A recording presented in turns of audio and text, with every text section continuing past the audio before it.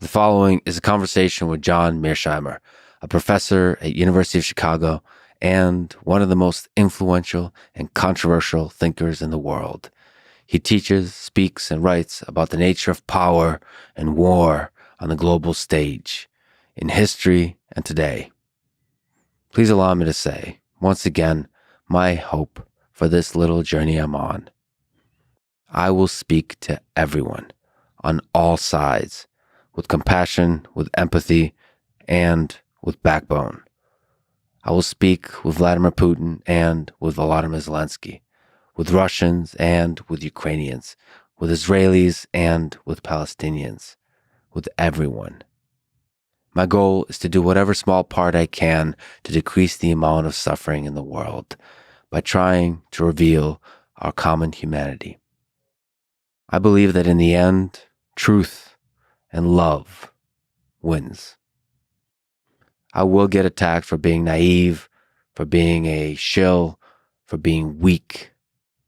I am none of those things. But I do make mistakes, and I will get better.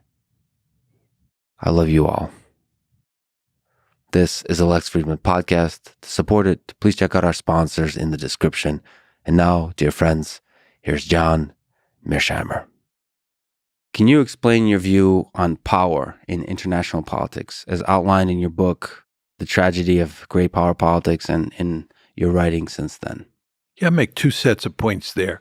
First of all, I believe that power is the currency of international relations. And by that, I mean that states are deeply interested in the balance of power, and they're interested in maximizing how much power they control. And the question is, why do states care so much about power? In the international system, there's no higher authority. So if you get into trouble and you dial 911, there's nobody at the other end. In a system like that, you have no choice but to figure out for yourself how best to protect yourself. And the best way to protect yourself is to be powerful, to have as much power as you can possibly gain over all the other states in the system. Therefore, states care about power because it enhances or maximizes their prospects for survival. Second point I would make is that in the realist story, or in my story, power is largely a function of material factors. The two key building blocks of power are population size and wealth. You want to have a lot of people and you want to be really wealthy. Of course, this is why the United States is so powerful. It has lots of people and it has lots of wealth. China was not considered a great power until recently because it didn't have a lot of wealth. It certainly had population size, but it didn't have wealth. And without both a large population and much wealth, you're usually not considered a great power. So I think power matters. But when we talk about power, it's important to understand that it's population size and wealth that are underpinning it. So there's a lot of interesting things there. First, you said nations in relation to each other is essentially in a state of anarchism. Yeah. Well, anarchy basically means the opposite of hierarchy. Sometimes people think when you're talking about anarchy, you're talking about murder and mayhem, but that's not what anarchy means in the realist context. Anarchy simply means that you don't have hierarchy. There's no higher authority that sits above states. States are like pool balls on a table, right? And in an anarchic world, there's no higher authority that you can turn to if you get into trouble. And of course, the political philosopher who laid this all out was Thomas Hobbes. And Hobbes talked about life in the state of nature. And in the state of nature, you have individuals. And those individuals compete with each other for power. And the reason that they do is because in the state of nature, by definition, you have no higher authority. And Hobbes's view is that the way to get out of this terrible situation where individuals are competing with each other and even killing each other is to create a state. It's what he calls the Leviathan. And that of course, is the title of his famous book. So the idea is to escape anarchy, you create a state. And that means you go from anarchy to hierarchy. The problem in international politics is that there is no world state. There is no hierarchy. And if you have no hierarchy and you're in an anarchic system, you have no choice but to try to maximize your relative power, to make sure you are, as we used to say when I was a kid on New York City playgrounds, the biggest and baddest dude on the block. Not because you necessarily want to beat up on other kids or on other states, but because, again, that's the best way to survive. And as I like to point out to people, the best example of what happens when you're weak in international politics is what the Chinese call the century of national humiliation. From the late 1840s to the late 1940s, the Chinese were remarkably weak, and the great powers in the system preyed upon them. And that sends a very important message to not only the Chinese, but to other states in the system. Don't be weak. Be as powerful as you can. And we'll talk about it, but humiliation can lead to resentment, or resentment leads to something you've also studied, which is Nazi Germany in the 1930s. We'll talk about it. But staying to the psychology and philosophy picture, what's the connection between the will to power in the individual, as you mentioned, and the will to power in a nation? The will to power in an individual has a lot to do with individual psychology. The story that I tell about the pursuit of power is a structural argument. It's an argument that says when you are in a particular structure, when you're in a system that has a specific architecture, which is anarchy, the states have no choice but to compete for power. So structure is really driving the story here. Will to power has a lot more to do with an individual in the Nietzschean story, where that concept comes from.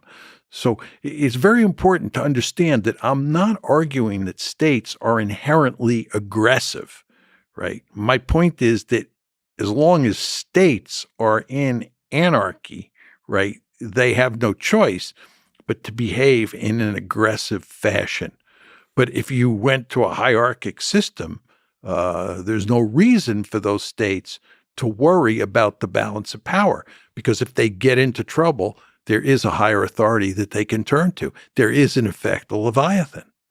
So what is the role of military might in this will to power on the national level? Well, military might's what ultimately matters. As I said to you before, the two building blocks of power are population size and wealth. You didn't mention military might. I did not. No, that's right. And it's good that you caught that, because if you have a large population and you're a wealthy country, what you do is you build a large military. And it's ultimately the size of your military that matters, because militaries fight wars.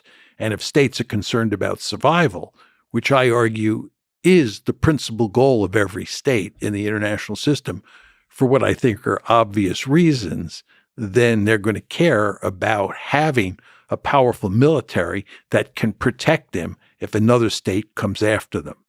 Well, it's not obvious that a large nation with a lot of people and a lot of money should necessarily build a gigantic army and seek to attain superpower, like dominant sole superpower status through military might. But you're saying, as you see the world today, it has to be that way. Yeah, I'm arguing it is obvious. If you're a state in the international system, do you want to be weak? If you live next door to Nazi Germany or Imperial Germany or Napoleonic France or even the United States, the United States is a ruthless great power. You surely recognize that.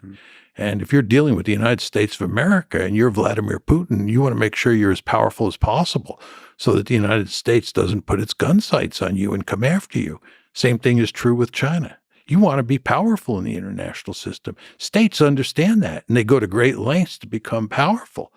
Just take the United States of America. When it started in 1783, it was comprised of 13 measly colonies strung out along the Atlantic seaboard. Mm-hmm. Over time, the various leaders of the United States went to great lengths to turn that country into the dominant power in the Western Hemisphere. And then once that was achieved in 1900, we've gone to great lengths to make sure that there's no peer competitor in the system. We just want to make sure that we're number one. And my argument is that this is not peculiar to the United States. If I'm China, for example, today, I would want to dominate Asia the way the United States dominates the Western Hemisphere. They'd be fools not to. If I were Imperial Germany, I'd want to dominate all of Europe the way the United States dominates the Western Hemisphere. Why? Because if you dominate all of Europe, assuming you're Imperial Germany or Napoleonic France, then no other state in the area or in the region can threaten you because you're simply so powerful. And again, what I'm saying here is that the structure of the international system really matters. It's the fact that you're in this anarchic system where survival is your principal goal and where I can't know your intentions, right? You're another state. I can't know that at some point you might not come after me. You might. And if you're really powerful and I'm not, I'm in deep trouble. Yeah, so some of the ideas underlying what you've said, offensive realism, which I would love to talk to you about, sort of the history of realism versus liberalism. But some of the ideas you already mentioned, anarchy between states, everybody's trying to develop military capabilities, uncertainty, such an interesting concept. States cannot be sure that other states will not use military capabilities against them. Which is that's of enormous importance. Really in the important. Story. And it's so interesting because you also say that this makes realists more cautious and more peaceful. The uncertainty. Because of all the uncertainty involved here, it's better to approach international politics with caution. Which is really interesting to think about. Again, survival, most states are interested in survival. And the other interesting thing is you assume all the states are rational. Which most of the time. You call this framework offensive realism. Can you just give an overview of the history of the realism versus liberalism debate as worldviews? Well, I think for many centuries now, the big divide within the world of international relations theory is between realism and liberalism. These are time-honored bodies of theory. And before I tell you what I think the differences are between those two bodies of theory, it is important to emphasize that there are differences among realists and differences among liberals. So when you talk about me as an offensive realist, you should understand that there are also defensive realists out there, and there are a panoply of liberal theories as well. But basically, realists believe that power matters, that states compete for power, and that war is an instrument of statecraft. And liberals, on the other hand, have what I would say is a more idealistic view of the world. This is not to say that they're naive or foolish, but they believe there are aspects of international politics that lead to a less competitive and more peaceful world than most realists see. And I'll lay out for you very quickly what are the three major liberal theories today that I think will give you a sense of the more optimistic perspective that is inherent in the liberal enterprise. The first and most important of the liberal theories is democratic peace theory. And this is a theory that says democracies do not fight against other democracies. So the more the world is populated with democracies, the less likely it is that we will have wars. And this basic argument is inherent in Francis Fukuyama's The End of History. He argues that democracy triumphed first over fascism in the 20th century. It then triumphed over communism. And that means that in the future, we're going to have more and more liberal democracies on the planet. And if you have more and more liberal democracies and those democracies don't fight each other, then you have a more peaceful world. That was his argument. It's a very liberal argument. A realist like me would say that it doesn't matter whether a state is a democracy or not. All states behave the same way because the structure of the system, getting back to our earlier discussion about international anarchy, the structure of the system leaves those states no choice, whether they're democracies or autocracies. And again, the liberal view, this first liberal theory, is that democracies don't fight other democracies, and therefore the more democracies you have, the more peaceful the world. Can I just sort of try to unpack that a little bit? So on the democratic peace theory, I guess would say that in democracies, leaders are elected, and the underlying assumption is most people want peace, and so they will elect peacemakers. So the more democracies you have, the more likely you have peace. And then the realist perspective, what says that it doesn't matter if the majority of people want peace. The structure of international politics is such that superpowers want to become more super and powerful, and they do that through war. You can't make that argument that you're making about democracies, because if you're saying that democracies are inclined toward peace and that the electorate picks leaders who are inclined towards peace, then you have to show that democracies are in general more peaceful than non-democracies. And you can't support that argument.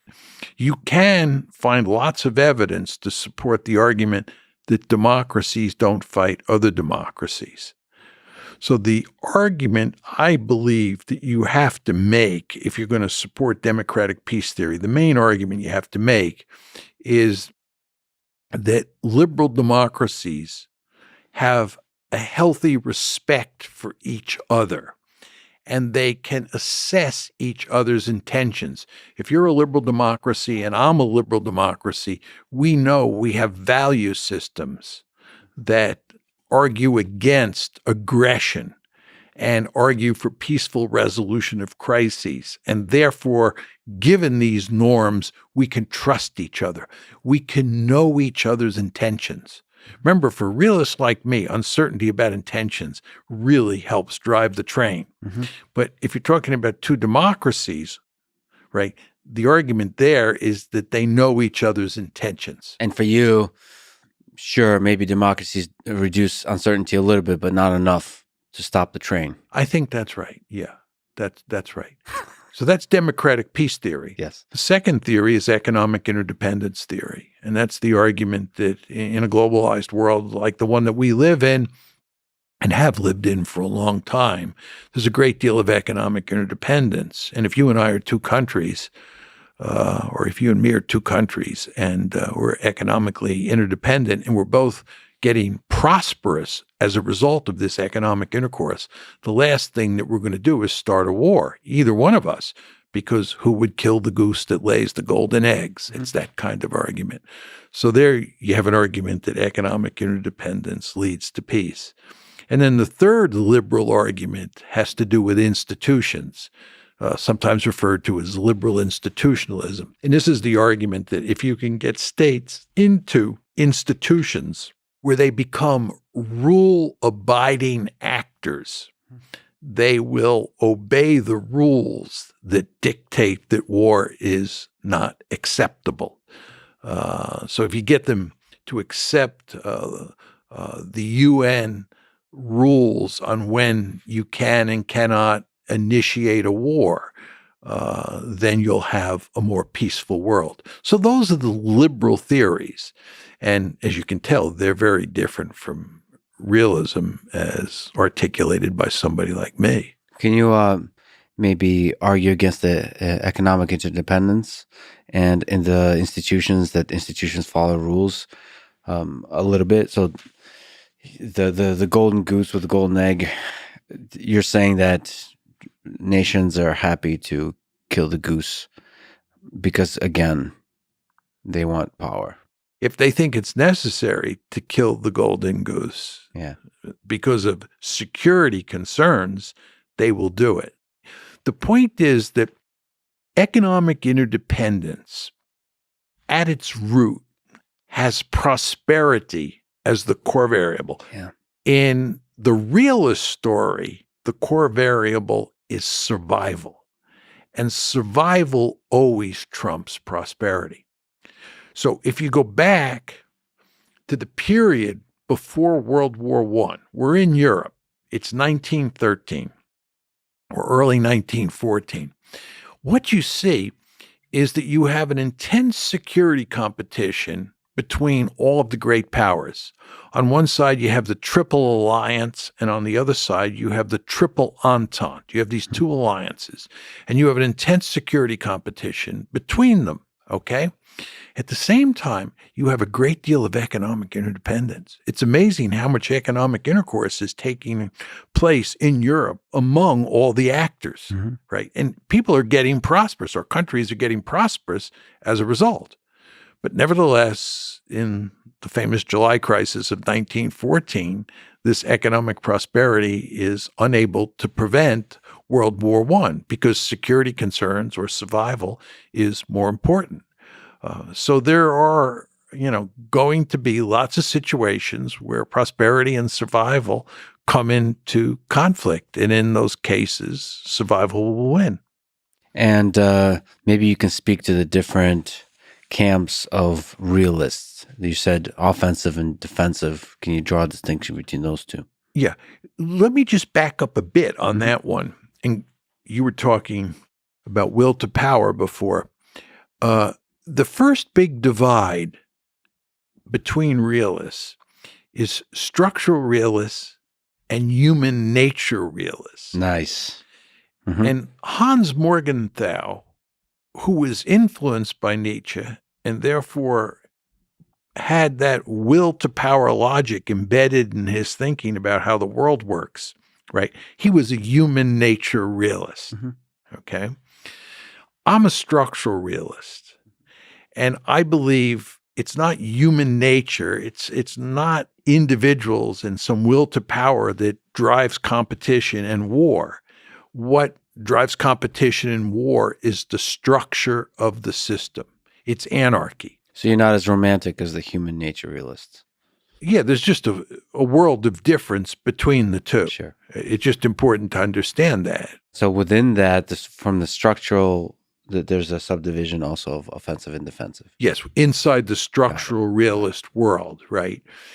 And you have a handful of realists who believe that the structure of the system fosters competition, for sure, security competition, but it really rules out great power war almost all the time.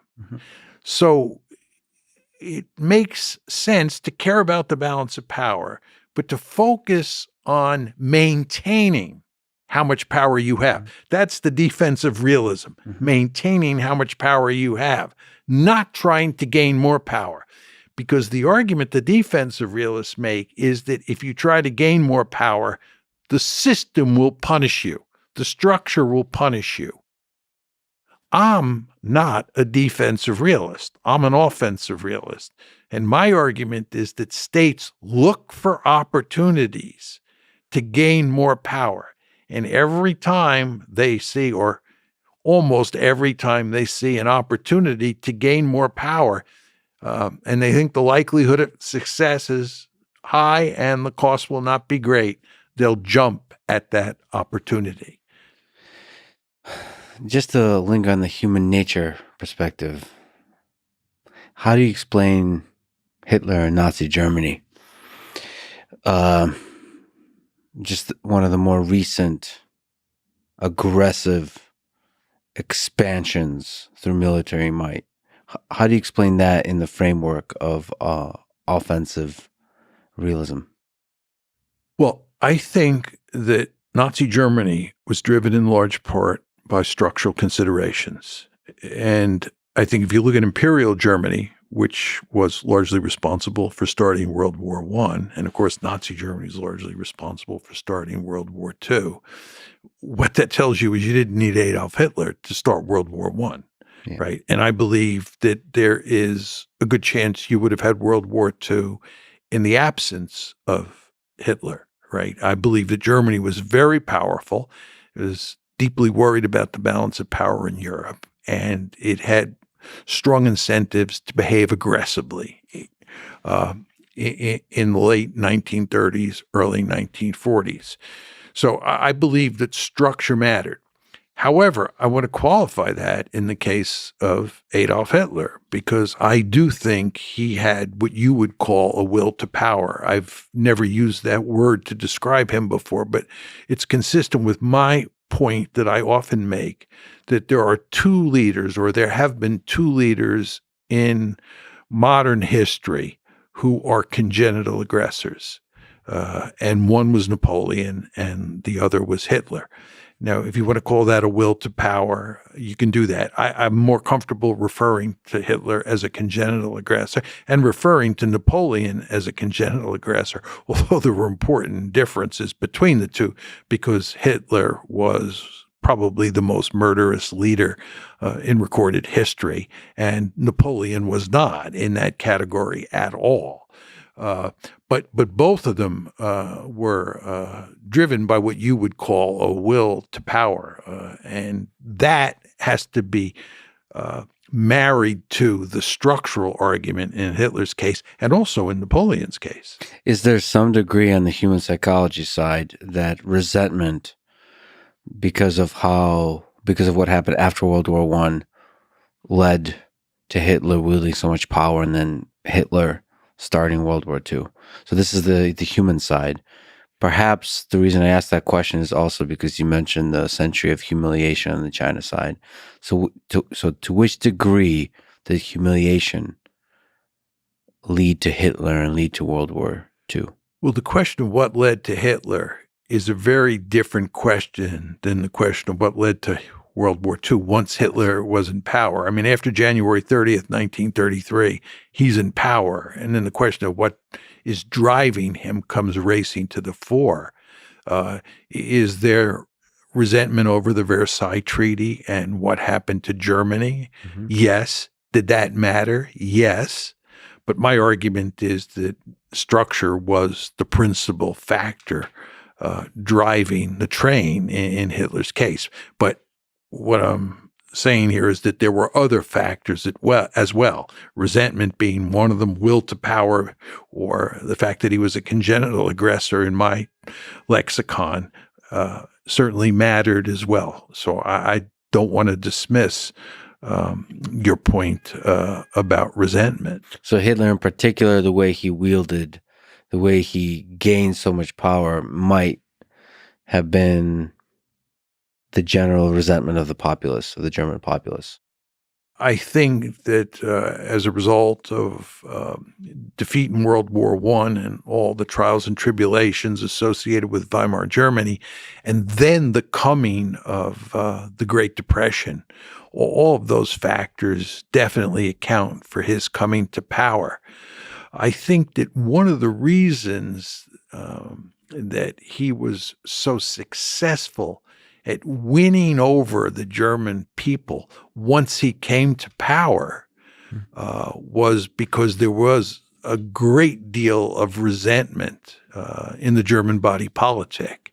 And he played on that resentment. That surely helped him get elected too. But I think, having studied the case, it was even more important once he took over. I also believe that one of the principal reasons that he was so popular, and he was wildly popular inside Nazi Germany, is because he was the only leader of an industrialized country who pulled his country out of the Depression. And that really mattered. and it made him very effective. It's also worth noting that he was a remarkably charismatic individual. I find that hard to believe because every time I look at him or listen to his speeches, he does not appear to be charismatic to me. But I've talked to a number of people who are experts on this subject who assure me that he was very charismatic. And I would note to you, if you look at public opinion polls in Germany, West Germany, in the late 1940s, this is the late 1940s, after the Third Reich is destroyed in 1945, he is still remarkably popular in the polls. Stalin is still popular in many parts of Eastern Europe. Yeah. And Stalin's popular in many quarters inside Russia. And Stalin murdered more of his own people than he murdered people outside of the Soviet Union. And still to you, the tides of history turn not on individuals, but on structural considerations. So Hitler may be a surface layer characteristics of how Germany started war, but not really the reason. Well, history is a multi-dimensional phenomenon. So I hear. And we're talking about interstate relations here. Yes. And realism is a theory about how states interact with each other. And there are many other dimensions to international politics. And if you're talking about someone like Adolf Hitler, right, why did he start World War II is a very different question than why did he start the Holocaust, or why did he push forward a Holocaust? I mean, that's a different question, and realism doesn't answer that question. So I want to be very clear that I'm not someone who argues that realism answers every question about international politics, but it does answer what is one of the big, if not the biggest questions that IR scholars care about, which is what causes security competition and what causes great power war. Does offensive realism answer the question why Hitler attacked the Soviet Union? Yes. Because from a military strategy perspective, there's pros and cons to that decision. Pros and cons to every decision. The question is, did he think that he could win a quick and decisive victory? And he did. I mean, as did his generals. It's very interesting. I've spent a lot of time studying German decision-making in World War II. If you look at the German decision to invade Poland on September 1st, 1939, and you look at the German decision to invade France on May 10th, 1940, and then the Soviet Union on June 22nd, 1941. What you see is there was actually quite a bit of resistance to Hitler in 1938 at the time of Czechoslovakia, Munich. And there was also quite a bit of resistance in September 1939. Internally, or you mean? Internally, for sure. Yeah. People had doubts. They didn't think the Wehrmacht was ready. And given the fact that World War I had just ended about 20 years before, the thought of starting another European war was not especially attractive to lots of German policymakers, including military leaders. And then came France, 1940. In the run-up to May 10th, 1940, there was huge resistance in the German army to attacking France. But that was eventually eliminated because they came up with a clever plan, the Manstein Plan. If you look at the decision to invade the Soviet Union on June 22nd, 1941, which is the only case where they fail. They succeeded in France, they succeeded in Poland, they succeeded at Munich in 1938. Soviet Union is where they fail. There's hardly any resistance at all, right? Yeah. Well, and to say that they failed the Soviet Union, I mean, my grandfather fought, from the Soviet Union, there was a lot of successes early on. So there's poor military, I would say, strategic decisions along the way. But it caught Stalin off guard. Maybe you can correct me, but from my perspective, terrifyingly so, they could have been successful if certain different decisions were made from a military perspective. Yeah, I've always had the sense they came terrifyingly close to winning. Yeah. You could make the opposite argument that they were doomed, but I'm not terribly comfortable making that argument. I think the Wehrmacht by the summer of 1941 was a finely tuned instrument for war. And the Red Army was in quite terrible shape. Stalin had purged the officer corps.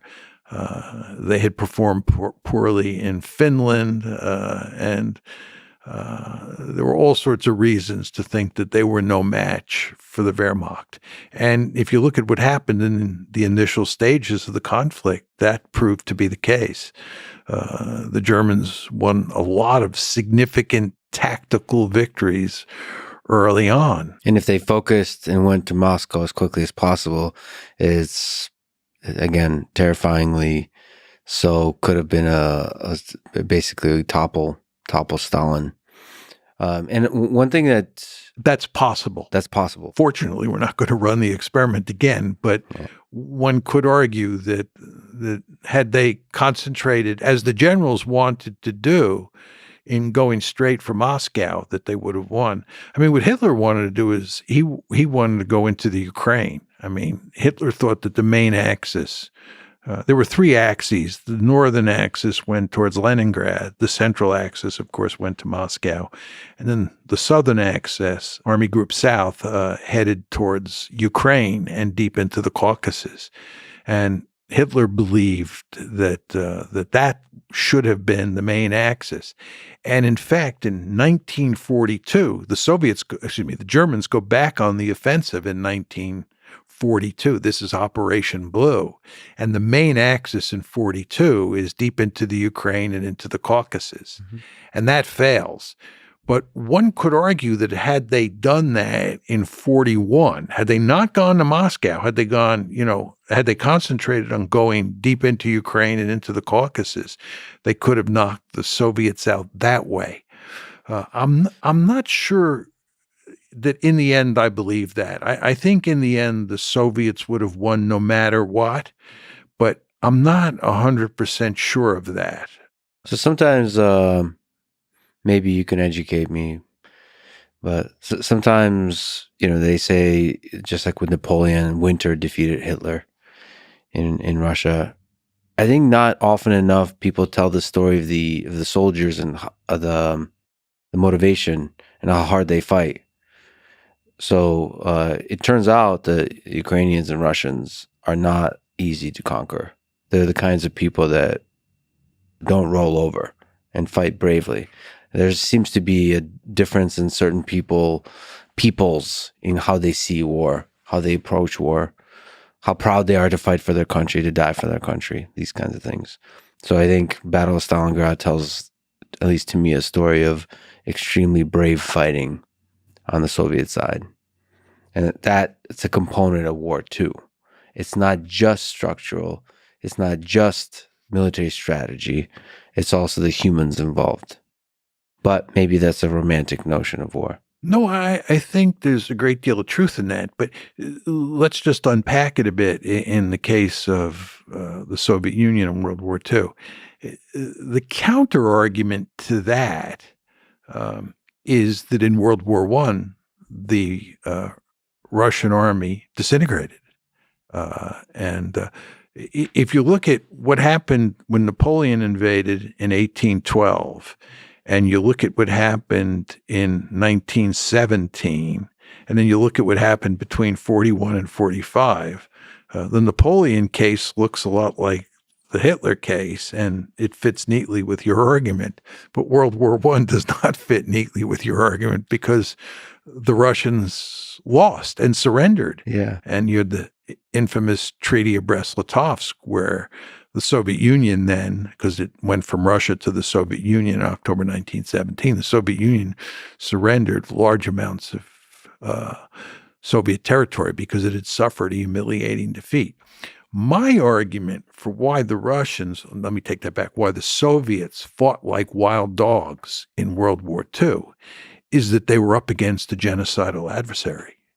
You want to understand that the Germans murdered huge numbers of Soviet POWs.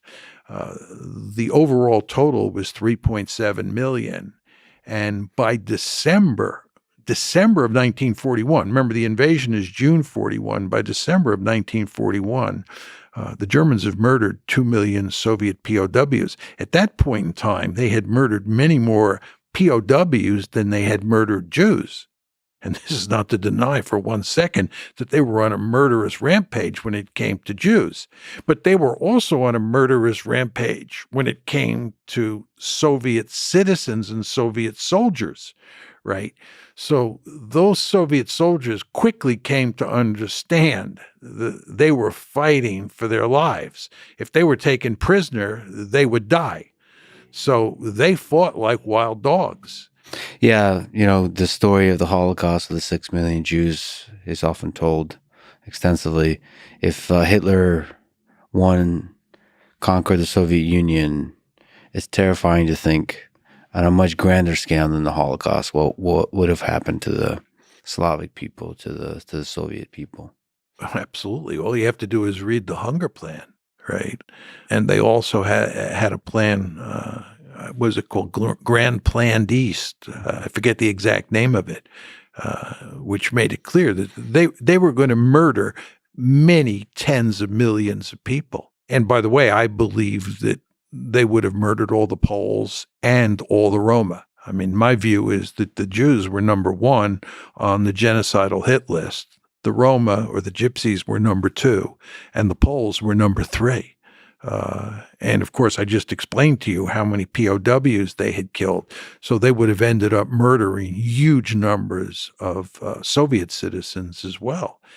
But people quickly figured out that this was happening. Mm-hmm. That's my point to you. And that gave them, needless to say, very powerful incentives to fight hard against the Germans and to make sure that they did not win.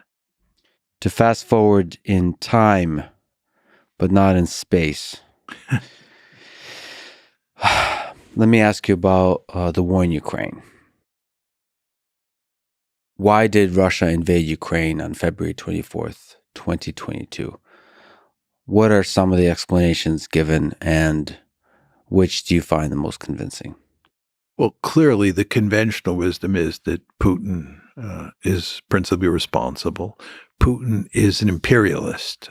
He's an expansionist. That's the conventional thinking. Yeah. And the idea is that he is bent on creating a greater Russia. And even more so, he's interested in dominating Eastern Europe, if not all of Europe. And that Ukraine was the first stop on the train line.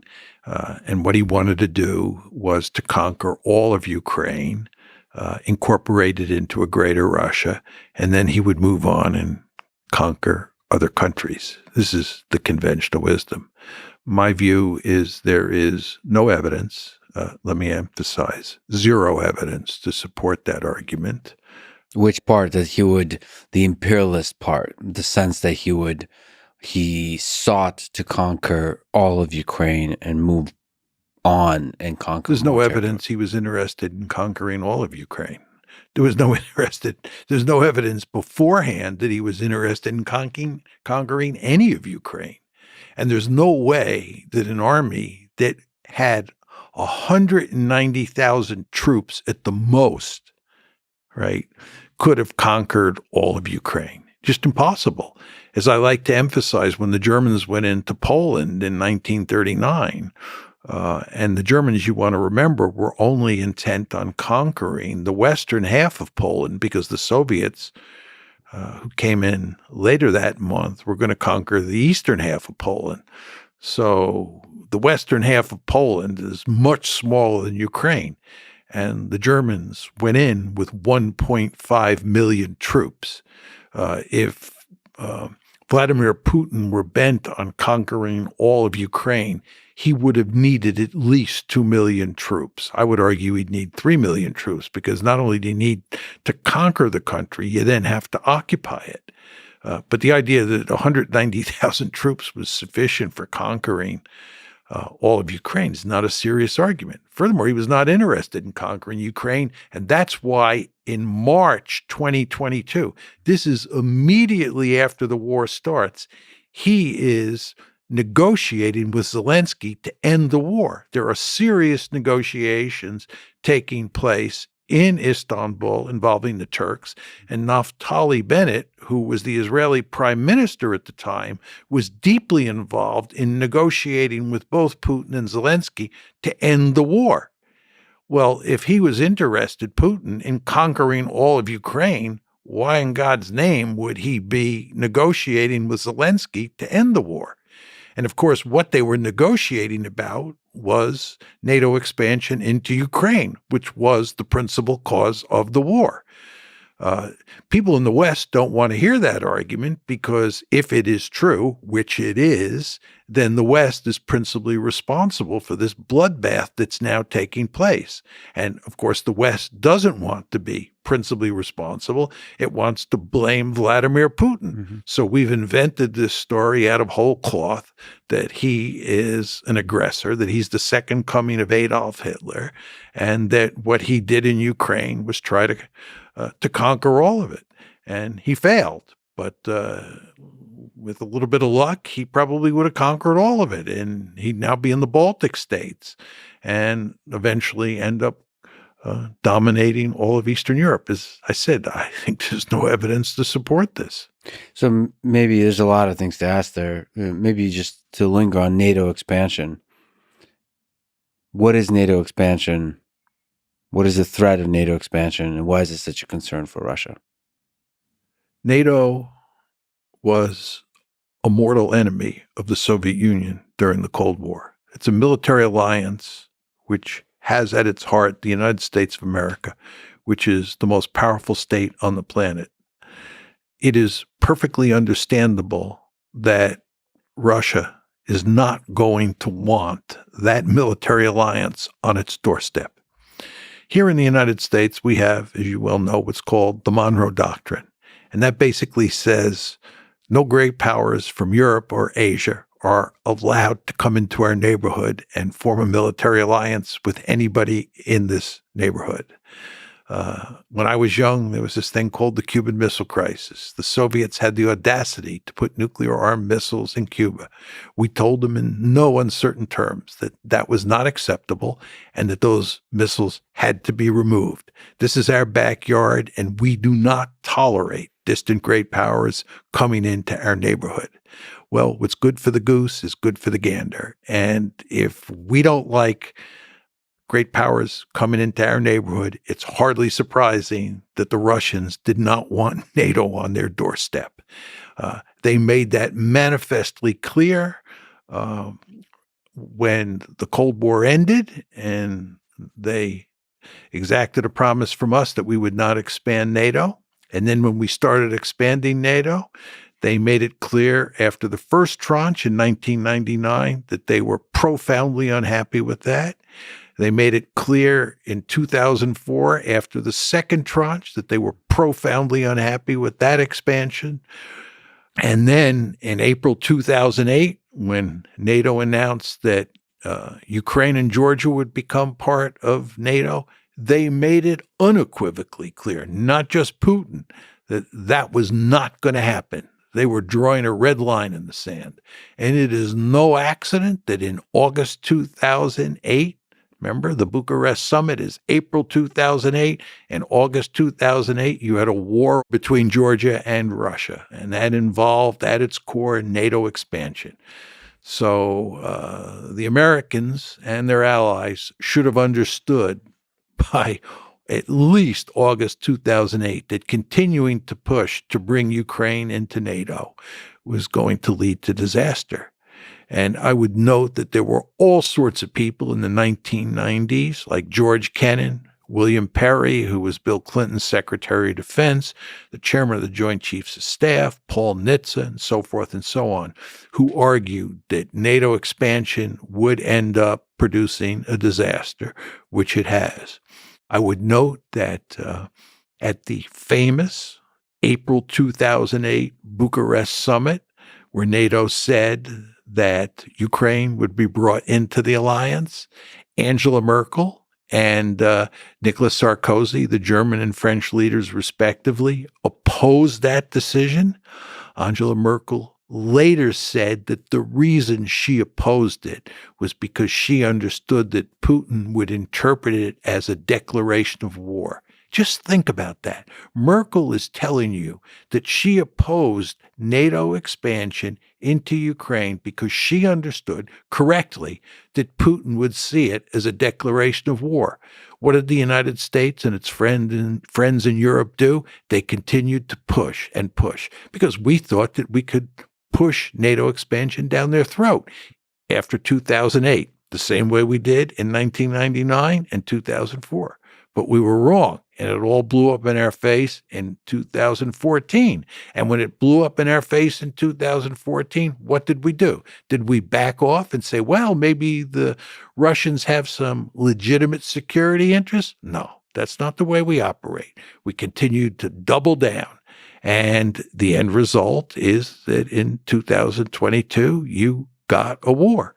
And as I've argued for a long time now, we, the West, are principally responsible for that, not Vladimir Putin. So the expansion of NATO is primarily responsible. Yeah, to put it in more general terms, what we were trying to do was turn Ukraine into a Western bulwark on Russia's border. And it really wasn't NATO expansion alone. NATO expansion was the most important element of our strategy. But the strategy had two other dimensions. One was EU expansion, and the third was the color revolution. We were trying to foster orange revolution in Ukraine. And the basic goal there was to turn Ukraine into a pro-Western liberal democracy. And that meant that you'd have Ukraine, if it worked, as a pro-Western liberal democracy that was in the EU and that was in NATO. This was our goal. And the Russians made it unequivocally clear Ukraine was not going to become a Western bulwark on their border. And most importantly, they made it clear that Ukraine in NATO was unacceptable. Can we talk about the mind of Vladimir Putin? You've mentioned that this idea that he has aspirations for imperialist conquest, that he dreams of empire, is not grounded in reality. He wrote an essay in 2021 about one people. Do you think there is some degree to which he still dreams of the former Soviet Union reuniting? No. He's made it clear that anybody with a triple-digit IQ understands that it's nuts to think about recreating the Soviet Union. He thinks it's a tragedy that the Soviet Union fell apart. Mm-hmm. But as he made clear in that essay, the July 12th, 2021 essay, and as he made clear in speeches immediately before he invaded Ukraine, he accepted the breakup of the Soviet Union, and he accepted the status quo in Europe, save for the fact he did not accept the idea that Ukraine would become part of NATO. He's been in power for over 2 decades. Is there a degree that power can affect a leader's ability to see the world clearly? As they say, corrupt. Do you think power has corrupted Vladimir Putin to a degree? It's very hard for me to answer that question because I don't know him and I've not studied him carefully in terms of his overall performance over the course of, the 23 years that he's been in power. I've studied him as a strategist, and I've studied how he, deals with the West. And deals with the international system more generally since 2014. And I think he is a first-class strategist. This is not to say he doesn't make mistakes, and he admits he's made some mistakes. But I think that the West is dealing with a formidable adversary here. And I don't see any evidence that he's either lost speed off his fastball or that power has corrupted his thinking about strategic affairs.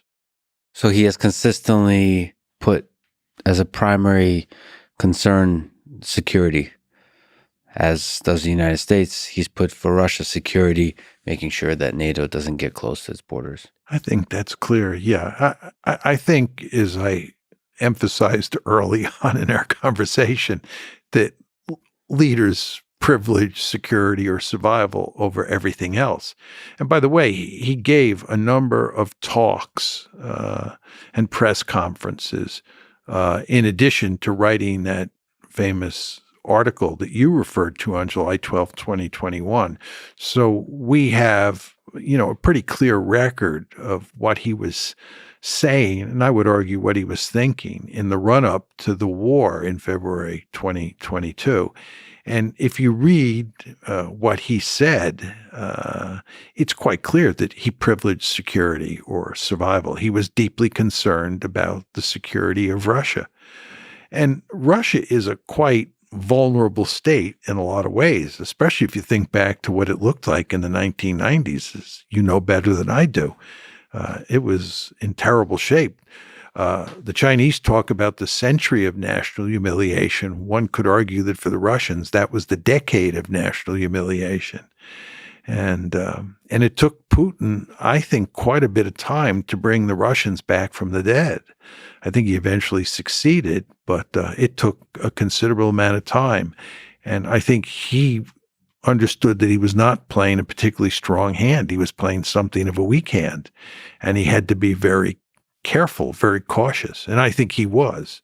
And I think that's very different than the United States. The United States was the unipole. It was the most powerful state in the history of the world, most powerful state relative to all its possible competitors from, roughly 1989, certainly after December 1991 when the Soviet Union fell apart, up until, I would argue, about 2017. We were incredibly powerful. And even after 2017, up to today, the United States remains the most powerful state in the system. And because of our geographical location, we are in a terrific situation to survive in any great power competition. So you have a situation involving the United States that's different than the situation involving Russia. They're just much more vulnerable than we are. And therefore, I think Putin tends to be more sensitive about security than any American president in recent times. Europe on one side, China on the other side. It's a complicated situation. Yeah, and we talked before about 1812 when Napoleon invaded and Moscow got burned to the ground. Mm-hmm. We talked about World War I, where the Russians were actually defeated and surrendered. And then we talked about 1941 to 1945, where although thankfully the Soviets prevailed, it was a close call. And I mean, the casualties, the destruction that the Soviet Union had inflicted on it by the Germans is just almost hard to believe. So they are sensitive. You can understand full well, or at least you should be able to understand full well, why the idea of bringing Ukraine up to their border really spooked them. I don't understand why more Americans don't understand that. It befuddles me. I think it has to do with the fact that Americans are not very good in putting themselves in the shoes of other countries. And you really, if you're going to be a first-class strategist in international politics, you have to be able to do that. You have to put yourself in the shoes of the other side and think about how they think so you don't make foolish mistakes. And as a starting point, Americans tend to see themselves as the good guys and a set of others as the bad guys. And you have to be able to empathize that Russians think of themselves as the good guys. The Chinese think of themselves as the good guys. And just be able to empathize. If they are the good guys, it's like that funny skit, Are We the Baddies? Consider the United States could be the bad guys. Like, first of all, see the world. If the United States is the bad guys and China is the good guys, what does that world look like? Be able to just exist with that thought, because that is what the Chinese leadership and many Chinese citizens, if not now, maybe in the future, will believe. And you have to kind of do the calculation, the simulation forward from that. And same with Russia, same with other nations. Yeah, I agree with you 100%. And just, I always think of Michael McFaul at Stanford, who was the American ambassador to Russia, I think between 2012 and 2014. And he told me that he told Putin that Putin didn't have to worry about NATO expansion because the United States was a benign hegemon. And I asked Mike what Putin's response was to that. And Mike said that Putin didn't believe it. But Mike believed that he should believe it, and that we could move NATO eastward to include Ukraine, and in the end, we'd get away with it because we are a benign hegemon. But the fact is, that's not what Putin saw. Putin saw us as a malign hegemon. And what Mike thinks or any American thinks doesn't matter. What matters is what Putin thinks. But also, the drums of war have been beating for some reason. NATO expansion has been threatened for some reason.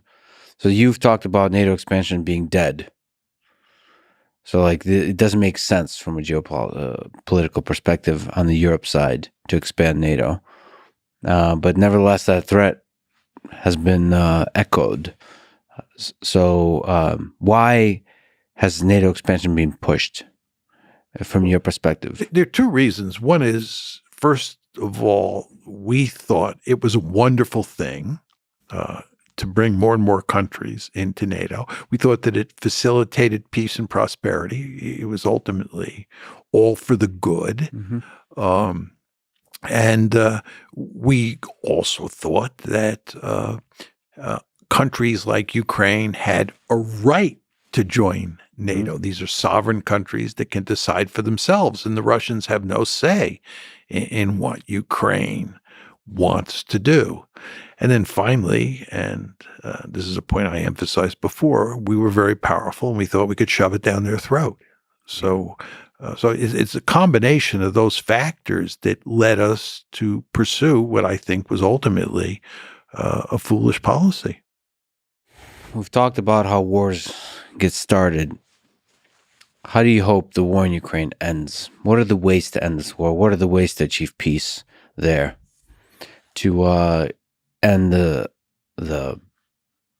I would say senseless death of young men, as always happens in war. I'm sad to say I don't have a good answer to that. I don't think there's any real prospect of a meaningful peace agreement. I think it's almost impossible. I think the best you can hope for at this point is at some point the shooting stops, you have a ceasefire, and then you have a frozen conflict. And that frozen conflict will not be highly stable. And the Ukrainians in the West will do everything they can to weaken Russia's position. And the Russians will go to great lengths to not only damage that dysfunctional rump state that Ukraine becomes, but the Russians will go to great lengths to sow dissension within the alliance, and that includes in terms of transatlantic relations. So you'll have this continuing security competition between Russia on one side and Ukraine and the West on the other, even when you get a frozen peace. Or you get a frozen conflict, and the potential for escalation there will be great. So I think this is a disaster. That's a very realist perspective. Let me ask you sort of the human side of it. Do you think there's some power to leaders sitting down, having a conversation, man to man, leader to leader, about this? there is just a lot of death happening. It seems that from an economic perspective, from a historic perspective, from a human perspective, both nations are losing. Is it possible for Vladimir Zelensky and Vladimir Putin to sit down and talk and to figure out a way where the security concerns are addressed and both nations can minimize the amount of suffering that's happening and create a path towards future flourishing? I think the answer is no. Even with the United States involved. 3 people in the room. Well, I think if the United States is involved, the answer is definitely no. You have to get the Americans out. And then I think if you have Zelensky and Putin talking, you have a sliver of a chance there. The Americans are a real problem. Look, let's go back to what happens right after the war starts, okay? As I said before, we're talking March, early April of 2022. The war starts on February 24th, 2022. Mm-hmm. And as I said to you, the 2 sides were negotiating in Istanbul, and they were also negotiating through Naftali Bennett. And the Bennett track and the Turkish track were operating together. I mean, they were not at cross purposes at all. What happened? Bennett tells the story very clearly that they had made significant progress in reaching an agreement. This is Zelensky on one side and Putin on the other. Bennett is talking in person to both Putin and Zelensky. And what happens to produce failure? The answer is the United States and Britain get involved and tell Zelensky to walk. They tell Zelensky to walk. If they had come in and encouraged Zelensky to try to figure out a way with Putin to shut this one down and worked with Bennett and worked with Erdogan, mm-hmm. we might have been able to shut the war down then. But it was the United States. Well, let me sort of push back on that. You're correct, but sort of United States paints this like picture that everybody's aligned. So maybe you can correct me, but I believe in the power of individuals, especially individual leaders. Again, whether it's Biden or Trump or whoever, goes into a room and says, in a way that's convincing, that no more NATO expansion. And actually just on a basic human level, ask the question of why are we doing all this senseless killing? And look at the interest of one, Russia, look at the interest of the other, Ukraine. Their interests are pretty simple. And say, the United States is going to stay out of this. We're not going to expand NATO. And say all that in a way that's convincing, which is NATO expansion is silly at this point. China is the big threat. We're not going to do this kind of conflict escalation with Russia. The Cold War is over. Let's normalize relations. Well, let me just embellish your argument, Mm-hmm. okay? Thank you. I need it. If we say there's a sliver of a chance that you can do this, and I do think there is a sliver of a chance, let me just embellish your point. Thank you. I need all the help I can get. 2 things have to be done here, in my opinion. One is Ukraine has to become neutral.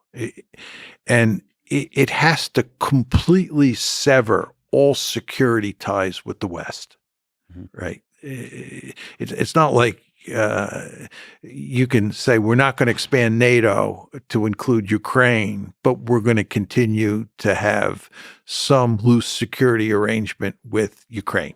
None of that. It has to be completely severed. Ukraine has to be on its own, okay? And number 2, Ukraine has to accept the fact that the Russians are going to keep the 4 oblasts that they've now annexed and Crimea, right? The Russians are not going to give them back. And what you really want to do if you're Zelensky or who's ever running Ukraine in this scenario that we're positing is you want to make sure the Russians don't take another 4 oblasts to include Kharkiv and Odessa, right? if I'm playing Putin's hand and this war goes on, I'm thinking about taking 4 more oblasts. I want to take about 43% of Ukraine and annex it to Russia, right? And I certainly want Odessa, and I certainly want Kharkiv, and I want the 2 oblasts in between as well, right? Literally, or as leverage in negotiation for Ukraine neutrality? I want them literally. I want to conquer them literally. But my point to you is, if we can begin to talk about cutting a deal now, you may be able to head that kind of aggression off at the pass. Yeah. In other words, you may be able to limit Putin and Russia to annexing the 4 oblasts that they've now annexed plus Crimea. That's the best I think you can hope for. But the point is, you have to get the Ukrainians to accept that. You have to get the Ukrainians to accept becoming a truly neutral state and conceding that the Russians keep a big chunk of territory. It's about 23% of Ukrainian territory that they've annexed. And I find it hard to imagine any Ukrainian leader agreeing to that. Well, there could be more nuanced things, like no military involvement between the United States and Ukraine, but economic involvement, sort of financial support, sort of normalizing economic relationships with Ukraine, with Russia. I think you could probably get away with that. I think that the tricky question there that you would have to answer is, what about EU expansion, right? And I think EU expansion is probably a no-no for the Russians, because most people don't recognize this, but there is a military dimension built into EU expansion. Mm-hmm. It's not purely an economic alliance or relationship or institution, whatever word you want to use. There's a military dimension to that.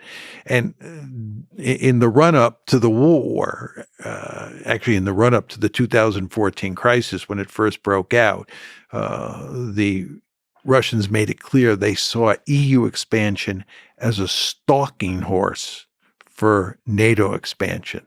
So EU expansion is tricky. But I think your point of close economic relations between, or healthy economic relations, to use a better term, between Ukraine and the West is possible. I think the Russians have a vested interest in, if it's a neutral Ukraine, they have a vested interest in that Ukraine flourishing. But that then brings us back to the territorial issue, right?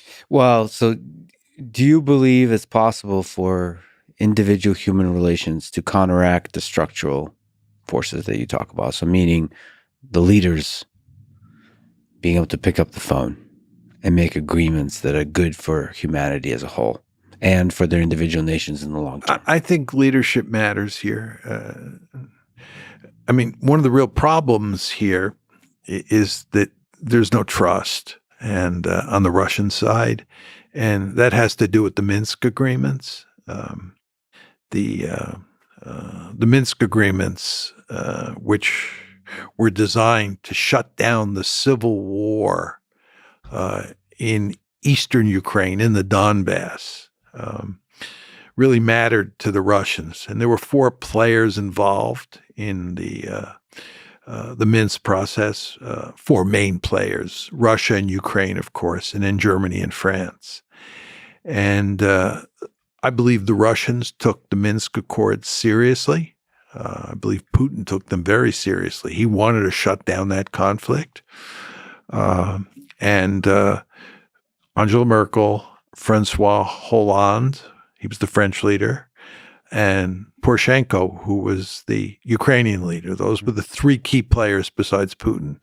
Again, Hollande from France, Merkel from Germany, and Poroshenko from Ukraine have all explicitly said they were not seriously interested in reaching an agreement in all of the discussions with Putin. They were bamboozling him. They were trying to trick him so that they would buy time to build up Ukraine's military.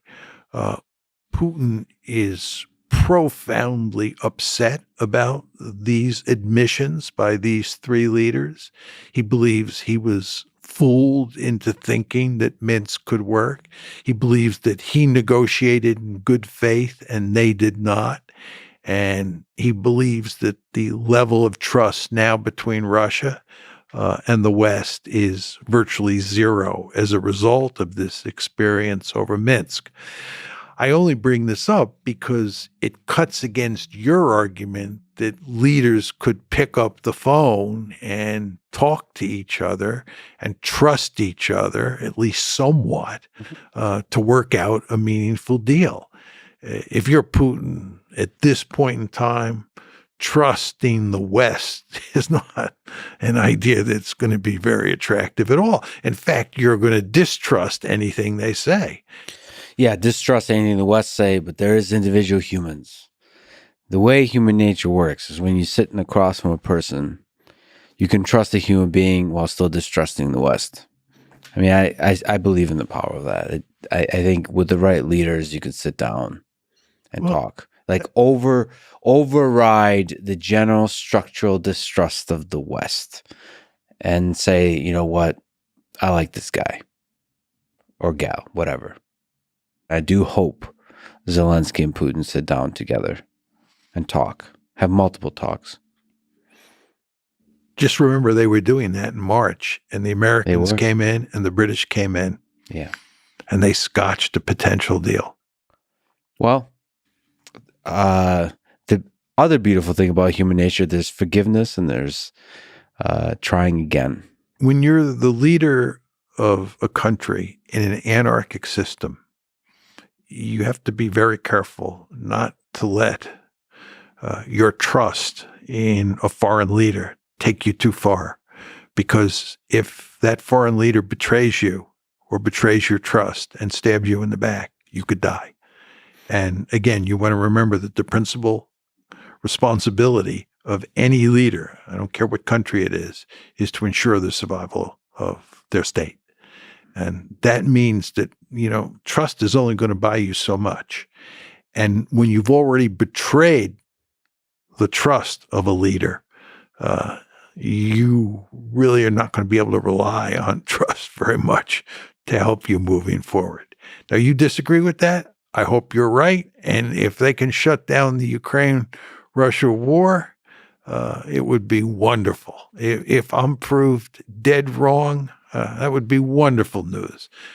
My prediction that this war is going to go on for a long time and end in an ugly way is a prediction that I don't like at all. So I hope I'm wrong. You wrote that many in the West believe that the best hope for ending the Ukraine war is to remove Vladimir Putin from power, but you argue that this isn't the case. Can you explain? Well, a lot of people thought when they were having all that trouble, the Russians were having all that trouble with Prigozhin and the Wagner group, that Putin was vulnerable and was likely to be overthrown. And what would happen is a peace-loving leader would replace Putin. I made 2 points at the time, and I would make those same 2 points now. Number one, he's not likely to be overthrown. He was not likely then to be overthrown. And I think, as long as his health holds up, I think he will remain in power. My second point is, if he doesn't remain in power and he's replaced, I would bet a lot of money that his replacement will be more hawkish and more hardline than Putin is. I actually think one could argue that Putin was too trusting of the West before the war started. And number two, I think one could argue that he has not waged the war against Ukraine as vigorously as one might have expected. He was slow to mobilize the nation for war, and he has pursued a limited war in all sorts of ways. The Israelis, for example, have killed more civilians in Gaza in 1 month than the Russians have killed over 18 months in Ukraine. The idea that Vladimir Putin is waging a punishment campaign and killing on purpose large numbers of civilians is simply not true. All of this is to say that I would imagine that if Putin leaves office and someone else comes in to replace him, that someone else will be at least, if not more hardline than him in terms of waging the war, and certainly will not trust the West any more than he has. By way of advice, let me ask you, if I were to have a conversation, interview Vladimir Putin and Zelensky individually, what should I ask them? If you, me, and Vladimir Putin are having a chat, what are good ideas to explore? What are good questions to ask? What are good things to say on or off the mic, once again, that could potentially even slightly lessen the amount of suffering in the world caused by this war? Oh, I think if you get an interview with Vladimir Putin, there's just all sorts of questions you could ask him. And my sense is that Putin is a straight shooter.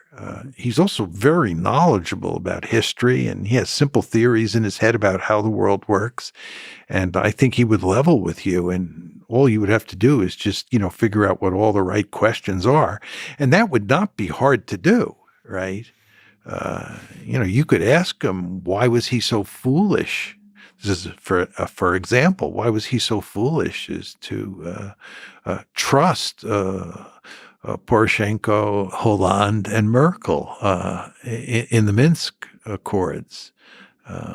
Why, after his famous talk at Munich in 2007, where he made it clear that he was so unhappy with the West, did he continue to, in a very important way, trust the West? Why didn't he mobilize the Russian military before late September 2022? Once the negotiations that we were talking about before involving Istanbul and Naftali Bennett, once they broke down, why didn't he immediately mobilize more of the Russian population to fight the war? Just all sorts of questions like that. And then you could ask him questions about, where he sees this one headed. What's the best strategy for Russia if the Ukrainians will not agree to neutrality, right? People like John Mearsheimer say you'll probably take close to half of Ukraine. Is that true? Does it make sense to take Odessa? And John Mearsheimer also has questions about China, your future relationships with China. Yeah, one really important question that I would ask him is, if the United States had basically not driven you into the arms of the Chinese, if there had been no war over Ukraine, and the United States and its European allies had gone to considerable lengths to create some sort of security architecture in Europe that resulted in you, Vladimir Putin, having good relations with Ukraine, what would your relations with China be? How would you think about that? So there are just plenty of questions you could ask him. Well, hope burns eternal in my heart. I think probably in Putin's heart and Zelensky's heart, I hope. Because hope is the leap of trust that we've talked about, I think, is necessary for de-escalation and for peace. Well, you realize I have, from the beginning, argued for different policies that were all designed to prevent this war from ever happening. Yes. I don't know if you know this, but in 1993, I argued that Ukraine should keep its nuclear weapons. Mm-hmm. I was probably the only person in the West who made that argument. And my argument in 1993, this is in foreign affairs, was that there may come the day when Russia thinks about invading Ukraine. And should that day come, it would be very helpful for preventing war if Ukraine had nuclear weapons. So military might is essential for maintaining a balance of power and peace. Well, if you're interested in deterring an adversary, if I'm worried about you coming after me, the best way to deter you is to have military might. And if you're Russia and I'm Ukraine, I'm far weaker than you, Yeah. right? And having a nuclear deterrent would be very effective at convincing you not to attack me. Because if you attack me, you're threatening my survival. And that's the one circumstance where it is likely that I would use nuclear weapons to defend myself. And given the consequences of nuclear use, you would be reluctant in the extreme to attack me.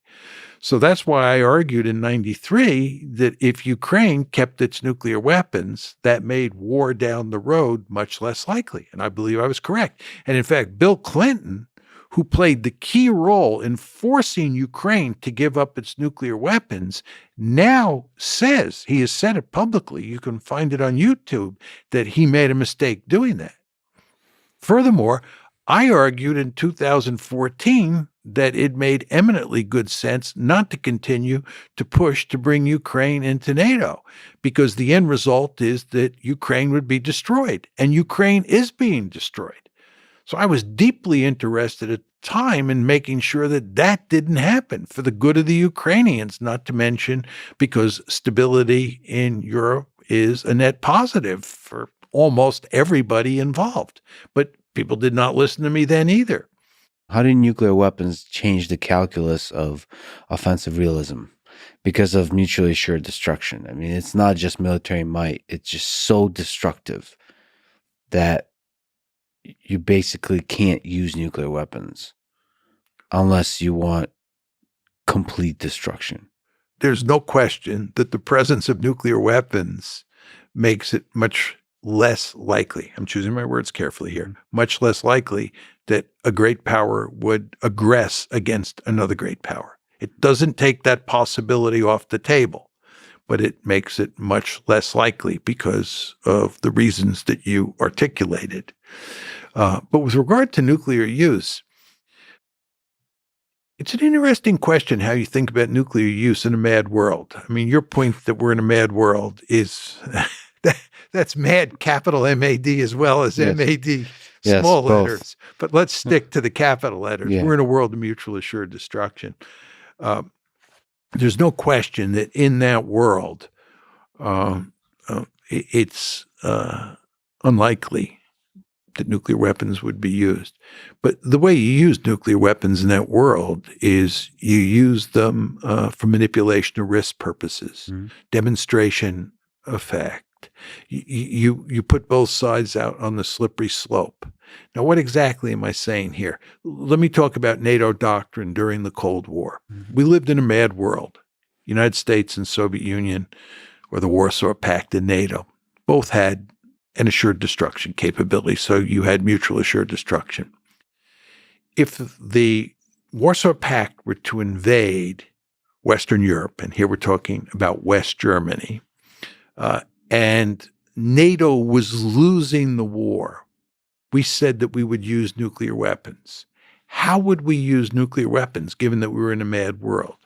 The argument was that we would use a handful of nuclear weapons against the Warsaw Pact, not necessarily against their military forces. Could be in a remote area. We would use a small number of nuclear weapons to signal to the Soviets that we were deadly serious about putting an end to their offensive, and that we were throwing both sides out on the slippery slope to oblivion. In other words, we were manipulating risk. And the last clear chance to avoid Armageddon rested with them.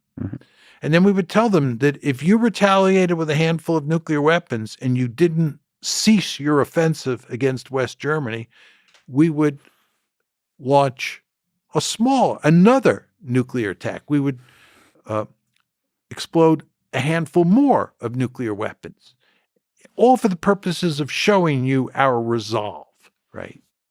So this is the manipulation of risk strategy. And a lot of the language I just used in describing it to you is language that Thomas Schelling invented, right? Now, fast forward to the present. If Russia were losing in Ukraine, That's the one scenario where I think where Russia would have used nuclear weapons. And the question is, how would Russia have used nuclear weapons? Again, we're assuming that the Russians are losing to the Ukrainians. I believe they would have pursued a manipulation of risk strategy. Mm-hmm. They would have used 4 or 5, 3 or 4, who knows, nuclear weapons. Maybe just one in a rural area that kills very few people. Yes, exactly. And basically, that would spook everybody. The Americans. Just the mushroom cloud. Yeah, it's because of the threat of escalation, right? Again, your point is we're in a mad world. I accept that. Mm-hmm. And if you have limited nuclear use, right, we understand hardly anything about nuclear escalation because thank goodness we've never had a nuclear war. So once you throw both sides out on the slippery slope, even if you only use one nuclear weapon in your scenario, you don't know what the escalation dynamics look like. So everybody has a powerful incentive to put an end to the conflict right away. Mm-hmm. I might add to you that there were people who believed that we would not even initiate a manipulation of risk strategy in Europe if we were losing to the Warsaw Pact during the Cold War. Mm-hmm. Both Henry Kissinger and Robert McNamara said after leaving office that they would not have done it. They would have not initiated nuclear use, even limited nuclear use. That's what we're talking about here. They would rather be red than dead, right? That was the argument. Too risky. Too risky. That's exactly right. But if they had used one nuclear weapon in your story or 3 or 4 in my story, everybody would have said, oh my God, we've got to shut this one down immediately. I only tell you this story or lay out this scenario as an answer to your question of how you use nuclear weapons in a mad world. And this is the answer.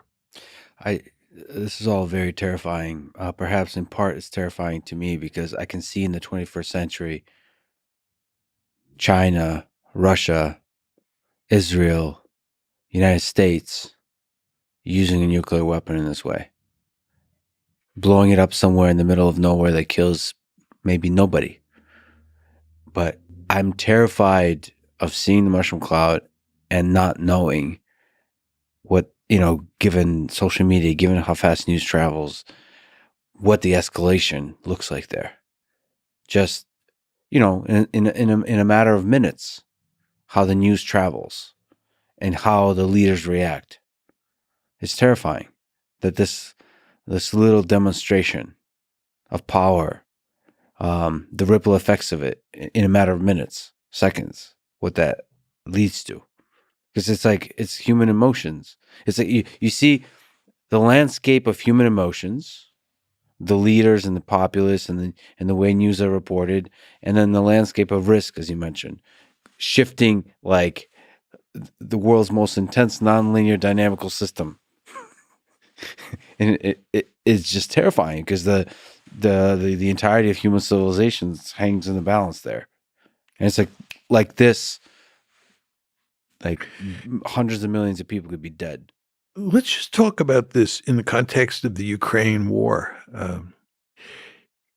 If the Russians were losing, as I said before, which is not the case anymore, but in 2022, it did look like that. If the Russians are losing and they turn to nuclear weapons, the question is, how do they use them? And they would use them in Ukraine. And because Ukraine has no nuclear weapons of its own, Ukraine cannot retaliate. It's not a mutual assured destruction world. It's a case where one side has nuclear weapons and the other doesn't. That means that the Russians are likely to think that they can get away with using nuclear weapons in ways that would not be the case if they were attacking NATO. And therefore, it makes nuclear use more likely. Okay, that's point one. Mm-hmm. Point two is, let's assume that the Russians use 2 or 3 nuclear weapons in a remote area. My palms are sweating, by the way. Just as a commentary. The question, terrifying. Yeah. The question then is, what does the West do? Now, Macron has said, and Biden has also, I think, implicitly made this clear, we would not retaliate with nuclear weapons if the Russians were to attack with a handful of nuclear weapons in Western Ukraine. But then the question is, what would we do? Mm-hmm. And if you listen to David Petraeus, what David Petraeus says is that we should attack the Russian naval assets in the Black Sea and attack Russian forces in Ukraine.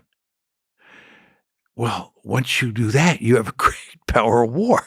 You have NATO versus Russia, which is another way of saying you have the United States versus Russia. We're now in a great power war. They have nuclear weapons. We have nuclear weapons. They've used nuclear weapons. What is the happy ending here? And just to take it a step further and go back to our earlier discussion about moving NATO up to Russia's borders, the point I made, which you surely agree with, is that the Russians are very fearful when they see NATO coming up to their border. Well, here's a case where not only has NATO come up to their border, but they're in a war with NATO right on their border. What do the escalation dynamics look like there? You know what the answer is? Who knows? That should scare the living bejesus out of you, right? And some of it could be, like you mentioned, unintended. There could be unintended consequences. There could be a Russian missile misses and hits Poland. No. These kinds of things that just escalate misunderstandings, miscommunications. Even nuclear weapon could be, it could have been planned to go location X and it went to a location Y that ended up actually killing a very large number of people. I mean, just that the escalation that happens there just happens in a matter of minutes, and the only way to stop that is communication between leaders. And that to me is a big argument for ongoing communication. You know, there's a story that during the Cuban Missile Crisis, Kennedy put out the word, no aircraft under any circumstances are to penetrate Soviet airspace. Mm-hmm. Yeah. And he then found out a few days later that some guy hadn't gotten the message and had penetrated in an aircraft deep into Soviet airspace. Yeah. And this supports your basic point that, bad things happen. Yeah. And again, the overarching point here is we've never done this before, thankfully. Therefore, we don't have a lot of experience as to how it plays itself out. Mm-hmm. It's really a theoretical enterprise because there's no empirical basis for talking about escalation, in a nuclear crisis. And that, of course, is a wonderful thing. Well, and in general, the human species as a whole is a one-off, is a theoretical enterprise. The survival of the human species. We've seen empires rise and fall, but we haven't seen the human species rise and fall. So far, it's been rising, but it's not obvious that it doesn't end.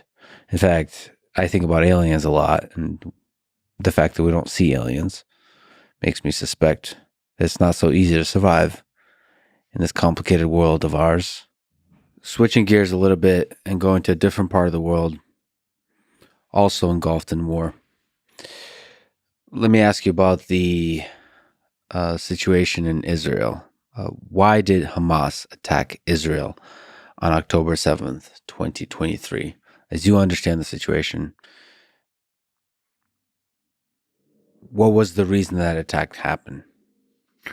Well, I think the main reason was that you had this suffocating occupation. I think as long as the occupation persists, the Palestinians are going to resist.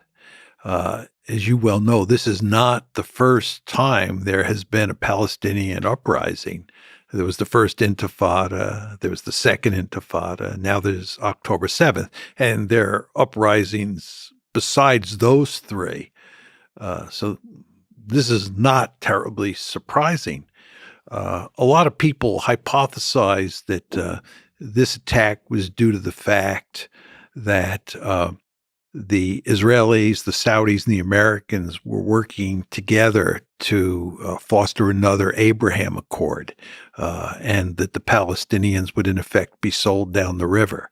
I think, given the fact that this was in the planning stages for probably about 2 years, and the Abraham Accords with regard to Saudi Arabia are a relatively new phenomenon, I don't think that's the main driving force here. I think the main driving force is that the Palestinians feel oppressed, as they should, and that this was a resistance move. They were resisting the Israeli occupation.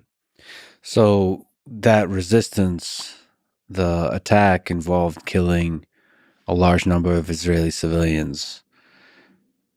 There's many questions to ask there, but one is, do you think Hamas fully understood what the retaliation will involve from Israel into Gaza? They had to understand. I mean, you had, Operation Cast Lead in 2008, 2009. It started, I think, right after Christmas 2008, and it ended right before President Obama took office in January 2009. And the Israelis periodically do what they call mowing the lawn, where they go into Gaza and they pound the Palestinians to remind them that they're not supposed to rise up and cause any problem. So there's no question in my mind that the Hamas forces understood full well that the Israelis would retaliate, and they would retaliate in force, as they have done. Yeah, even the metaphor of mowing the lawn is disturbing to me in many ways. I actually saw Norman Finkelstein, I think, say that, well, then if you use that metaphor, then you could say that Hamas was also mowing the lawn. And it's such a horrific image because the result on either side is just the death of civilians. I mean, let me ask you about the death of civilians. So during the attack, 1,400 Israelis were killed. Over 240 were taken hostage. And then in response, as we sit today, Israel's military response has killed over 10,000 people in Gaza. And given the nature of the demographics, it's a very heavily young population. Over 40% of them are under the age of 18 of those killed. That's, of course, according to Ministry of Health of Palestinian Authority. So what do you think is the long-term effect on the prospect of peace when so many civilians die? I mean, I think it's disastrous. I mean, the only way you're going to get peace here is if you have a two-state solution, where the Palestinians have a sovereign state of their own and there is a sovereign Jewish state. And these two states live side by side. American presidents since Jimmy Carter have understood this full well, and this is why we have pushed very hard for two-state solution. Indeed, many American Jews and many Israelis have pushed for a two-state solution because they think that that is the only way you're going to get peace between the two sides. But what's happened here is that in recent years, the Israelis have lost all interest in a two-state solution. And it's in large part because the political center of gravity in Israel has steadily moved to the right. When I was a young boy, the political center of gravity in Israel was much further to the left than it is today. And it is in a position now, the political center of gravity, where there's hardly any support for a two-state solution. And Netanyahu and the rest of the people in his government were in favor or are in favor of a greater Israel. There's just no question about that. Well, on top of that, you now have had a war where, as you described, huge numbers of civilians have been killed. And you already had bad blood between the Palestinians and the Israelis before this conflict.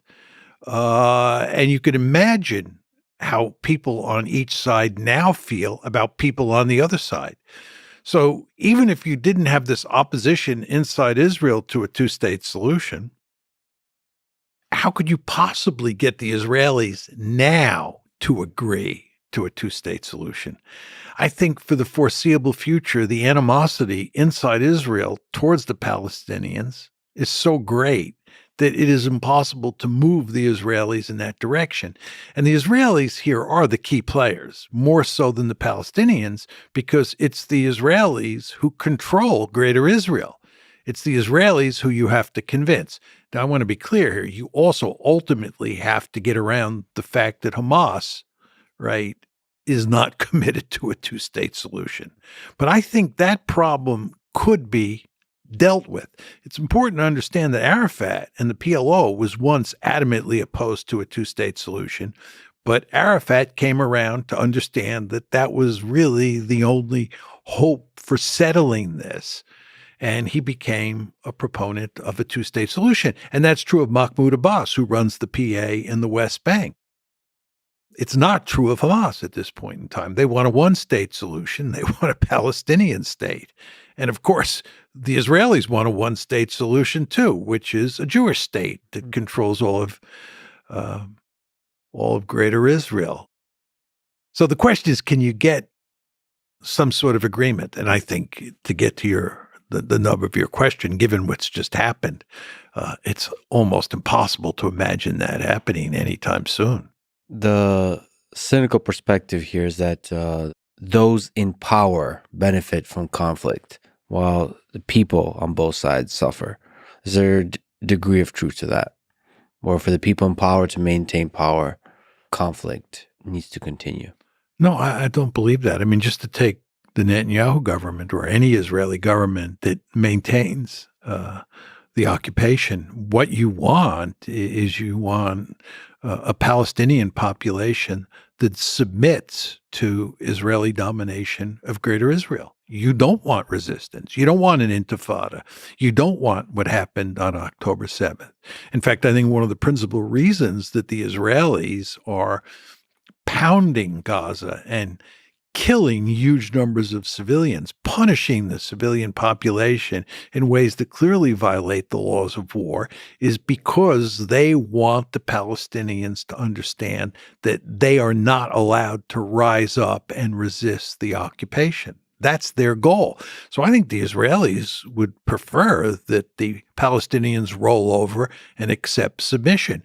In terms of the people who live in Gaza to include the elites and the people who live in the West Bank to include the elites, they would much prefer to move to some sort of situation where the Palestinians have a state of their own. I think in the case of the PA, under Abbas, they would accept a two-state solution. I think what at this point in time Hamas wants is a one-state solution, but they want peace. All of them want peace. The two different sets of leadership in Palestine and the Israelis. So you think Hamas wants peace? Sure, but on its own terms. That's the point. What does peace look like for Hamas? At this point in time, I think peace basically means a greater Israel controlled by Palestine or Palestinians. Okay. So essentially, I mean, it's the whole land is called Palestine and there's no Israel. I think at this point in time, that's their principal goal. I do believe, and there have been hints over time, Jimmy Carter has said this, that Hamas can be convinced that a two-state solution, assuming that the Palestinians get a viable state of their own, that Hamas would buy into that. Can we say that with a high degree of certainty? No. But I think the Israelis should have pursued that possibility. They should have worked with Abbas. They should have worked with Hamas to do everything they can to facilitate a two-state solution, because I think ultimately that's in Israel's interest. Now, the Israeli government and most Israelis at this point in time, I believe, don't agree with that. What do you think of Israel starting the ground invasion of Gaza recently on October 27th? the question is, should they continue until they have finally defeated Hamas?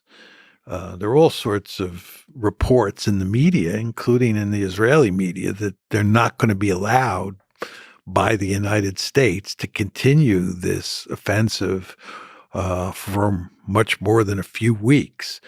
The Israelis have been saying it's going to take, in the best of all possible worlds, a number of months, if not a year, to finish off Hamas. Well, it doesn't look like they're going to have enough time to do that. I doubt whether they can finish off Hamas even if they're given the time. I think they're going to run into fierce resistance. And when they run into fierce resistance and large numbers of Israelis are going to start to die, they'll lose their appetite for this. And the Israelis, surely know at this point in time that even if they finish off Hamas, even if I'm wrong and they're able to finish off Hamas, another group is going to rise up to resist the occupation. The idea that you can use what Zeev Jabotinsky called the iron wall to beat the Palestinians into submission is delusional. It's just not going to happen. The Palestinians want a state of their own. They don't want to live under occupation. And there's no military solution for Israel here. There has to be a political solution. And the only viable political solution is a two-state solution. I mean, you can't go to democracy. You can't go to a situation where you give the Palestinians equal rights inside a greater Israel, in large part because there are now as many Palestinians as there are Israeli Jews. And over time, the demographic balance shifts against the Israeli Jews and in favor of the Palestinians, in which case you'll end up with a Palestinian state in greater Israel. So, democracy for all doesn't work. The Israelis, I believe, are quite interested in ethnic cleansing. I think they saw this recent set of events as an opportunity to cleanse Gaza, but that's not going to happen. The Jordanians and the Egyptians have made it clear that that's not happening. The United States has now made it clear that that's not happening. And the Palestinians will not leave. They'll die in place. So ethnic cleansing doesn't work. So you're really left with two alternatives, a two-state solution or a greater Israel that is effectively an apartheid state. I mean, that's what the occupation has led to. And all sorts of people have been predicting this for a long, long time. And you've now reached the point, here in the United States, if you say that Israel is an apartheid state, that's going to get you into all sorts of trouble. But the fact is that Human Rights Watch, Amnesty International, and B'Tselem, which is the leading Israeli human rights group, all three of those institutions or organizations have issued detailed reports making the case that Israel is an apartheid state. Furthermore, if you read the Israeli media, right, all sorts of Israelis, including Israeli leaders, refer to Israel as an apartheid state. It's not that unusual to hear that term used in Israel. This is disastrous for Israel, in my opinion. And Steve Walt and I said this, by the way, when we wrote the Israel Lobby, that Israel is an apartheid state, which is equivalent to Israel as an occupier, is not good for Israel. And that brings us back to the two-state solution. But as you and I were talking about a few minutes ago, it's hard to see how you get a two-state solution. And the end result of this conversation is utter despair. Because the path to a two-state solution is blocked by the amount of hate that's created by civilian deaths. Well, that plus the fact that the Israeli government is filled with people who have no interest in a two-state solution. They're ideologically deeply committed to a greater Israel. They want all the land between the Jordan River and the Mediterranean Sea to be part of a Jewish state. They're just ideologically committed to that. And And of course, as we were talking about before with regard to Hamas, Hamas wants everything between the river and the sea to be a Palestinian state. And, when you have two sides with those kinds of views, right, you're in deep trouble because there's little room for compromise. So what you have to do to get this to work is you have to convince the Israelis that it's in their interest to have a two-state solution. And you've already taken care of the PA on this front, the Palestinian Authority, but you've got to convince Hamas that its maximalist goals are not going to work, and it's in its interest to follow in the footsteps of Arafat and accept a two-state solution. But even if you do that at this point, let's say that there's a lot of willingness intellectually on both sides to do that. The problem is that the hatred that has been fueled by this recent this ongoing conflict is so great that it's just hard to imagine how you can make a two-state solution work at this juncture. That's why I've sort of taken to saying, and I hope I'm wrong here, that, on the two-state solution, that boat has sailed. It's just, it's no longer possible. Well, again, I believe in leadership, and there's other parties at play here, other nations, Jordan, Saudi Arabia, other players in the Middle East that can help. That can help through a normalization of relationships and these kinds of things. There's always hope, like you said, slither of hope. Slither of hope. I think human civilization progresses forward by taking advantage of all the slithers it can get. Let me ask you about, you mentioned the Israel lobby. You wrote a book, probably your most controversial book on the topic. Not probably. Clearly the most controversial book I ever wrote. So you've criticized the Israel lobby in the United States for influencing U.S. policy in the Middle East. Can you explain what the Israel lobby is, their influence, and your criticism over the past, let's say, a couple decades? Well, the argument that Steve Walt and I made, actually, we wrote an article first, and which appeared in the London Review of Books, and then we wrote the book itself. Our argument is that the lobby is a loose coalition of individuals and organizations that push American policy in a pro-Israel direction. Basically, the lobby is interested in getting getting the United States, and here we're talking mainly about the American government, to support Israel no matter what Israel does. And our argument is that if you look at the relationship between the United States and Israel, it's unprecedented in modern history. This is the closest relationship that you can find between any two countries in recorded history. It's truly amazing the extent to which Israel and the United States are joined at the hip. And we support Israel no matter what, almost all the time. Our argument is that is largely due to the influence of the lobby. The lobby is an extremely powerful interest group. Now, it's very important to understand that the American political system is set up in ways that allow interest groups of all sorts to wield great influence.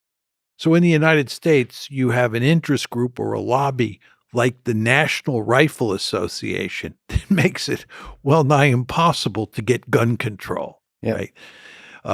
And so with the Israel lobby, you have this group of individuals and organizations that wield enormous influence on U.S. policy toward the Middle East.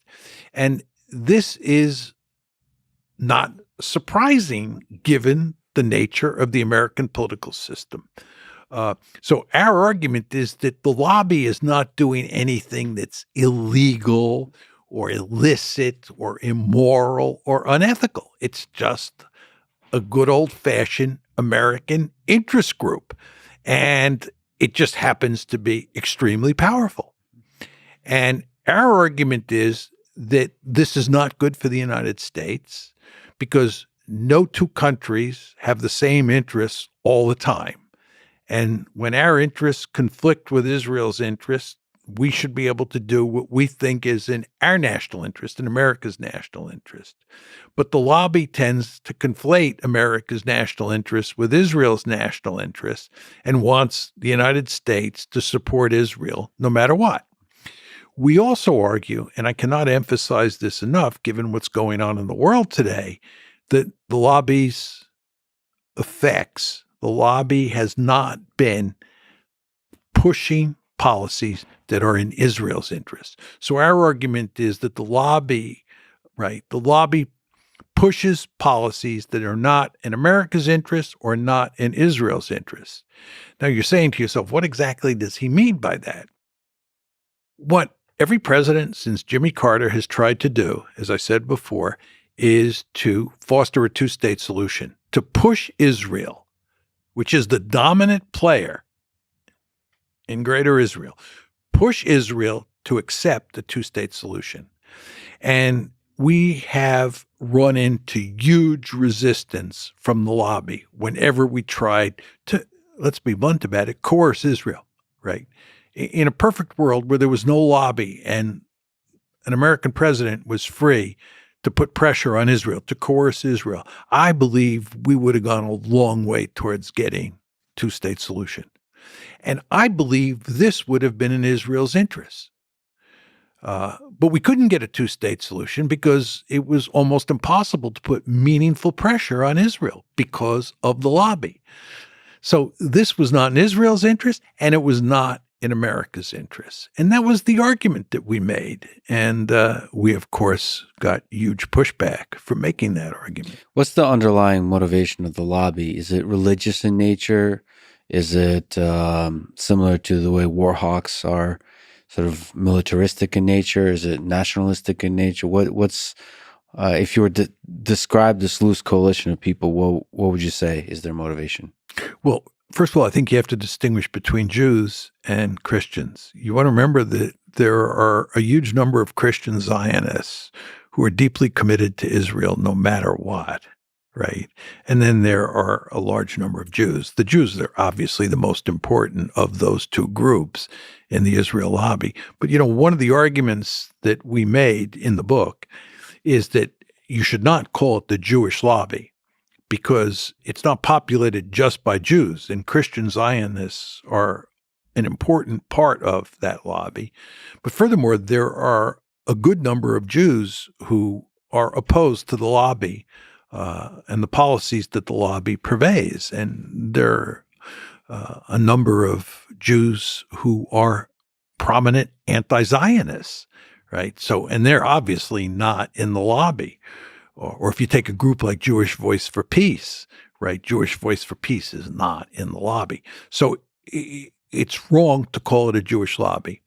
But with regard to the American Jews who are in that lobby, I think that really this is all about nationalism. It's not so much religion. Many of those Jews who are influential in the lobby are not religious in any meaningful sense of that term, but they self-identify as Jewish in the sense that they feel they're part of a Jewish nation.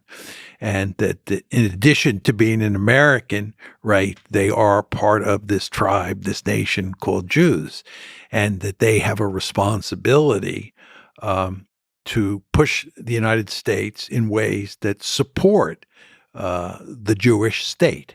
So I think that's what drives most, if not almost all, the Jews. This is not to say there's not a religious dimension for some of them, but I think that the main connection is much more tribal in nature.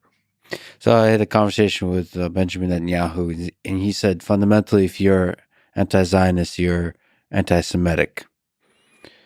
So the Zionist project is tied at the hip to the Jewish project. What do you have to say to that? Look, you can define anti-Semitism any way you want, right? And you can define anti-Semitism to incorporate anti-Zionism. And I think we have reached the point where anti-Semitism is identified today, not just with anti-Zionism, but with criticism of Israel.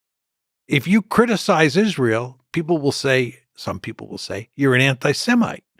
And if that's your definition of anti-Semitism, it's taken an important term and stretched it to the point where it's meaningless, right? So when Steve and I wrote the book, wrote the article and then wrote the book, all sorts of people said that we were anti-Semites. This is a ludicrous charge, but what they meant was you're criticizing the lobby, you're criticizing Israel, and therefore you're an anti-Semite. Okay, if that's what an anti-Semite is, somebody who criticizes Israel, probably half the Jewish community, if not more in the United States, is anti-Semitic. And of course, you get into all these crazy games where people are calling Jews self-hating Jews and anti-Semites because they're critical of Israel. But even people who are anti-Zionist, I don't think they're anti-Semitic at all. You can argue they're misguided. That's fine. But many of these people are Jewish and proud of the fact that they're Jewish. They just don't believe that nationalism and Jewish nationalism is a force that should be applauded. And you want to understand that in the American context, there is a rich tradition of anti-Zionism, right? And these were not people who were anti-Semites, if you go back to the 30s, 40s, 50s. And the same thing was even true in Europe. There were all sorts of European Jews who were opposed to Zionism. Were they anti-Semites? I don't think so. But we've gotten to the point now where people are so interested in stopping any criticism of Israel that they wield this weapon of calling people anti-Semites so loosely that the term has kind of lost meaning. So I think Netanyahu is wrong-headed to equate anti-Zionism with anti-Semitism. Alan Dershowitz was one of the people that called you specifically anti-Semitic. So just looking at the space of discourse, how do you... Where's the slither of hope for healthy discourse about U.S. relationships with Israel between you and Alan Dershowitz and others like him?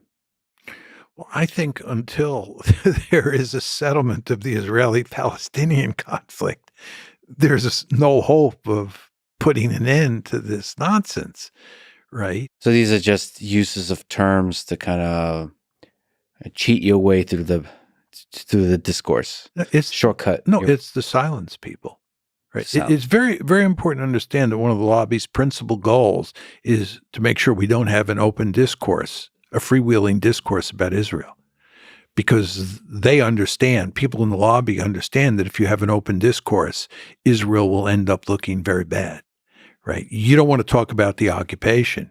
You don't want to talk about how Israel was created. Right. All these subjects are ones that will cause problems for Israel.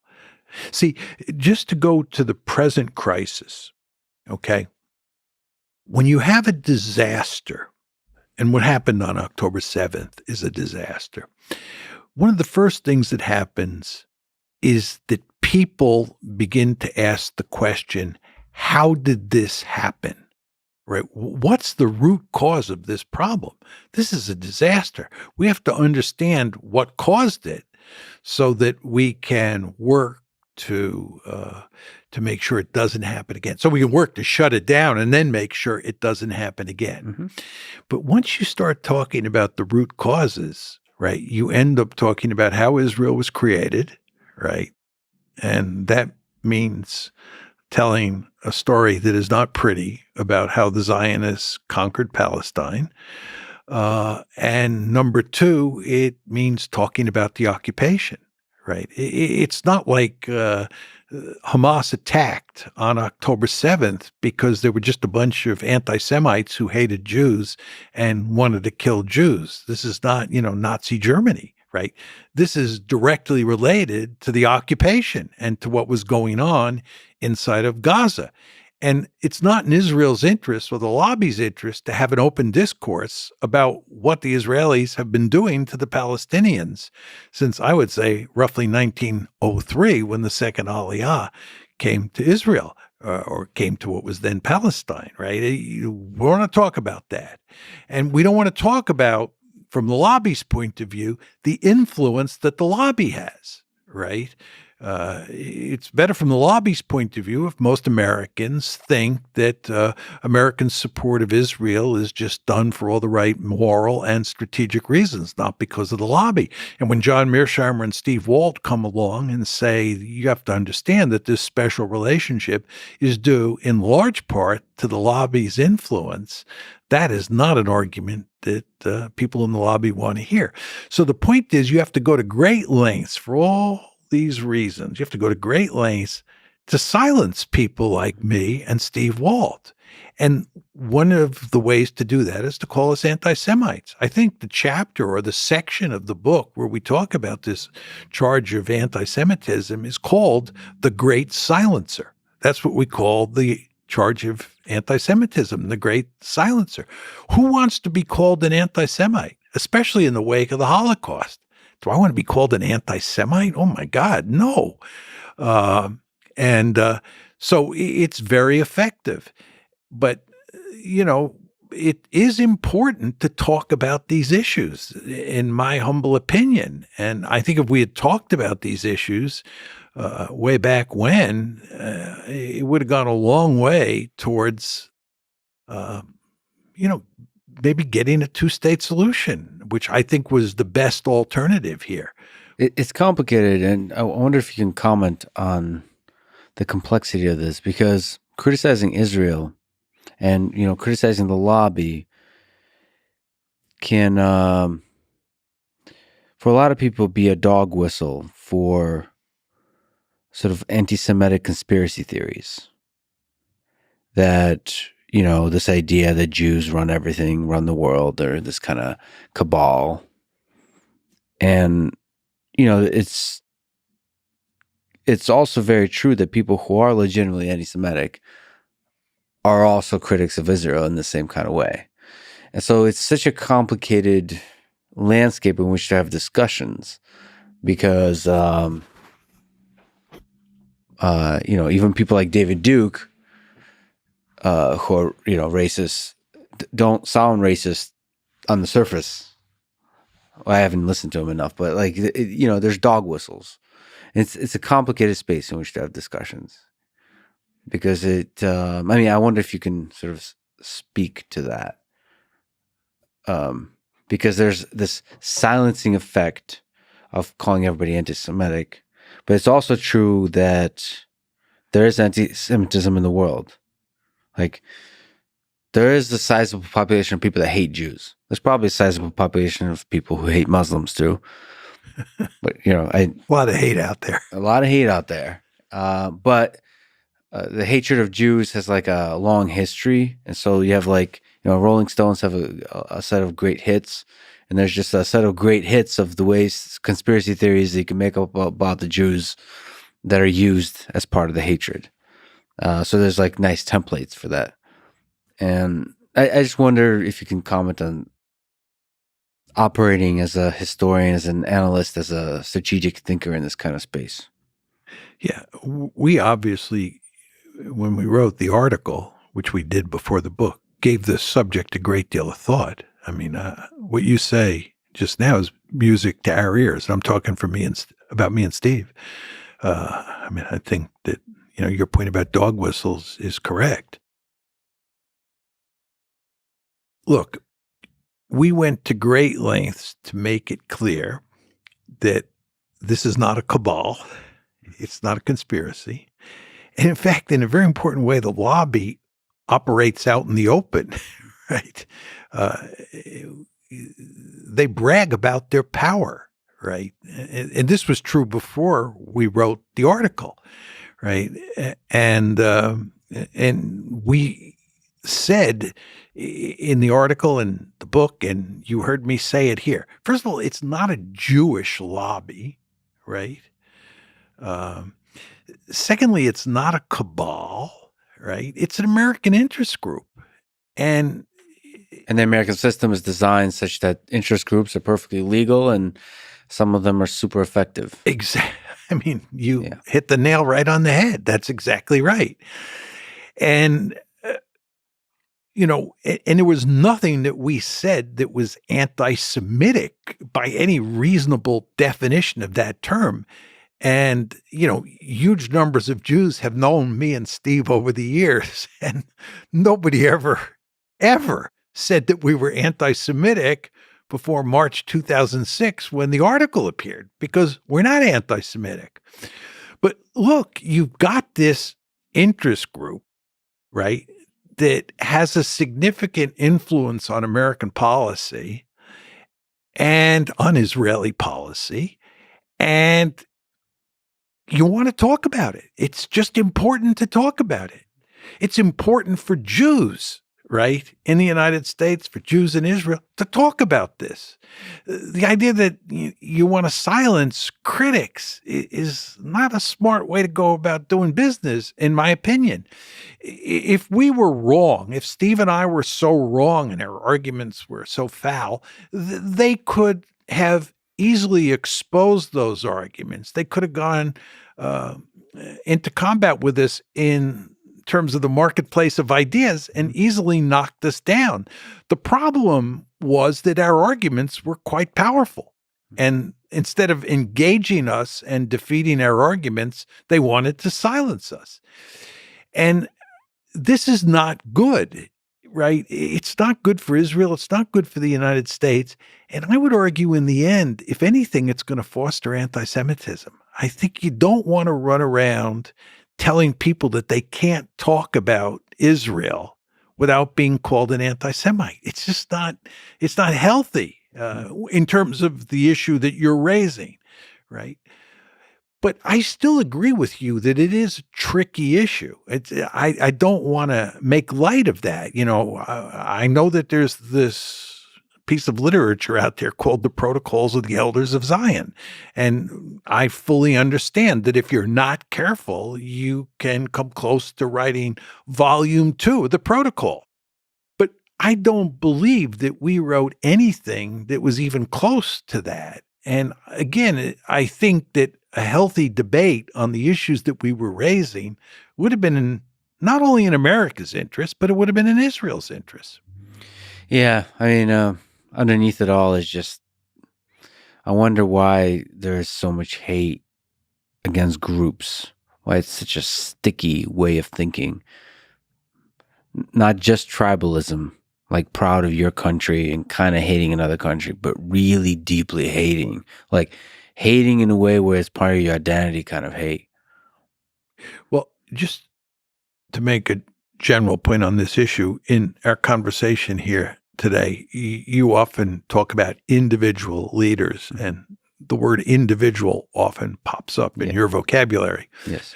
I believe that we are ultimately social animals before we are individuals. I believe we're born into tribes, we're heavily socialized, and that we carve out space for our individualism. But we are part of tribes or social groups or nations, call them what you want, ethnic groups, religious groups. But the fact is that these tribes often crash into each other. And when they crash into each other, they end up hating each other. If you go to a place like Bosnia, right, the Croats and the Serbs, oh my God, and then throw in the Bosniaks, which is the term for Bosnian Muslims, and, Muslims, Croats, Serbs, and the tribes, hate each other. And in a funny way, that hatred almost never goes away. And I guess there are some exceptions to that. If you look at the Germans after World War II, they've gone a long way towards reducing, I wouldn't want to say completely eliminating, but reducing a lot of the hatred that existed between Germans and their neighbors. But that's really kind of an anomalous case. You go around East Asia today and the hatred of Japan in a place like China, the hatred of Japan in a place like Korea, just not to be underestimated. And but I think a lot of it just has to do with the fact that you're dealing with social groups that have crashed into each other at one point or another, and there are those lingering effects. And by the way, this gets back to our discussion a few minutes ago about trying to get a two-state solution between the Palestinians and the Israeli Jews now that you have had this horrible war, which is ongoing. It's interesting to go back to World War II. Now, you said you studied Nazi Germany in the 30s from a perspective of maybe offensive realism. But just to look at the Holocaust, it's sometimes popular in public discourse today to compare certain things to the Holocaust. People have compared the Hamas attack on Israel to the Holocaust, saying things like it's the biggest attack on Jews since the Holocaust, which kind of implies that there's a comparison. People have made that same comparison in the other direction. What do you make of this comparison?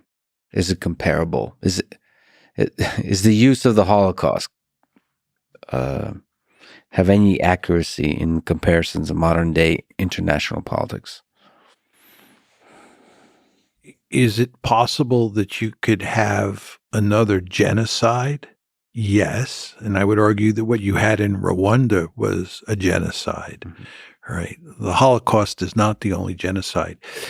I believe the word genocide is used too loosely today. And as you know, lots of people, and I mean lots of people who are pro-Palestinian, accuse the Israelis of engaging in genocide in Gaza.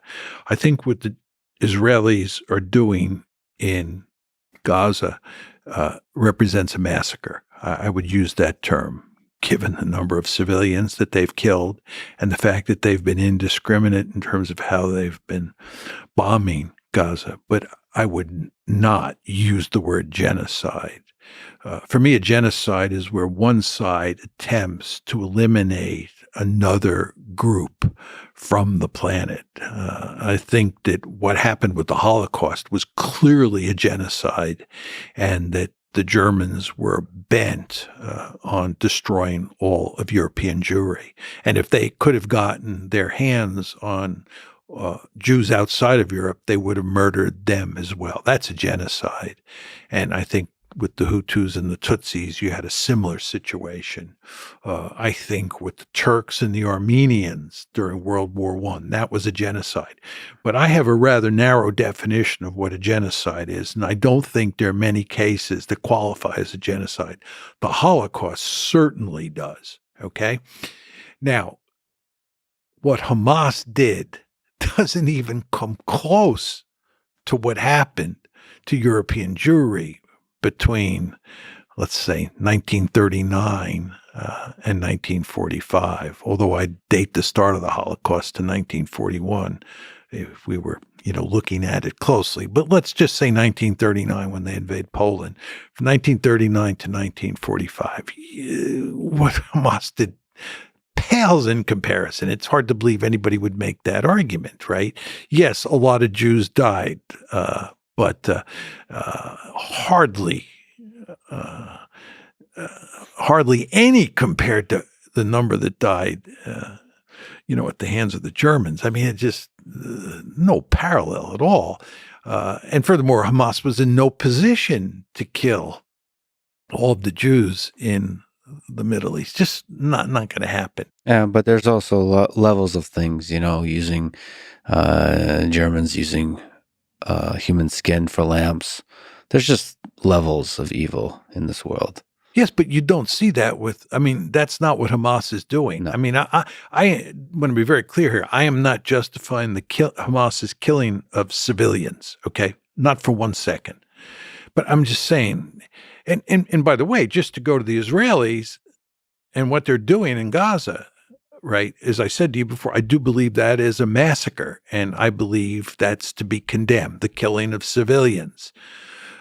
This is not legitimate collateral damage. They're directly punishing the population.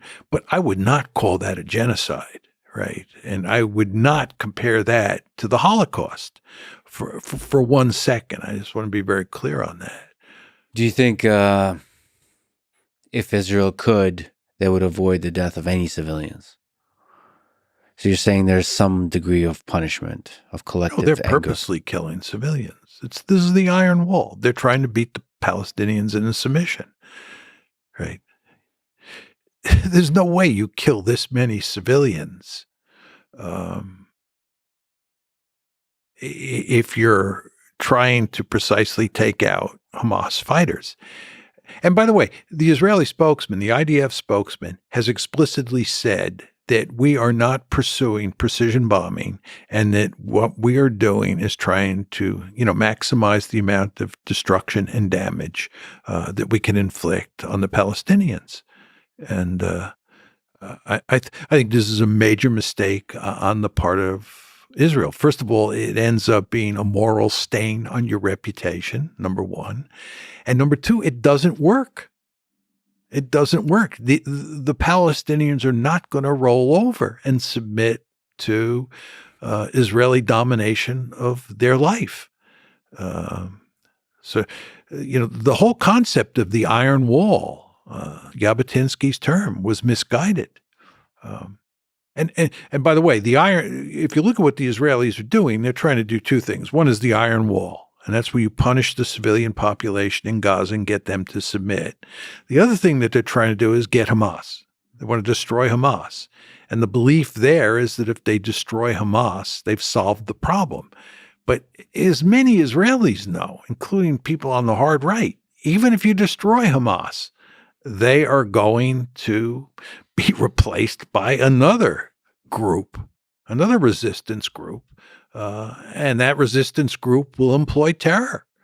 Yeah, I think you've said that other terrorist organizations have used the situation in Palestine as a kind of a recruitment mechanism for a long time.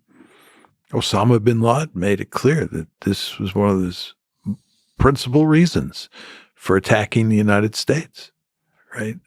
And the United States attacked back and got us into a 20-year war that cost the lives of millions of people, not American, but human beings.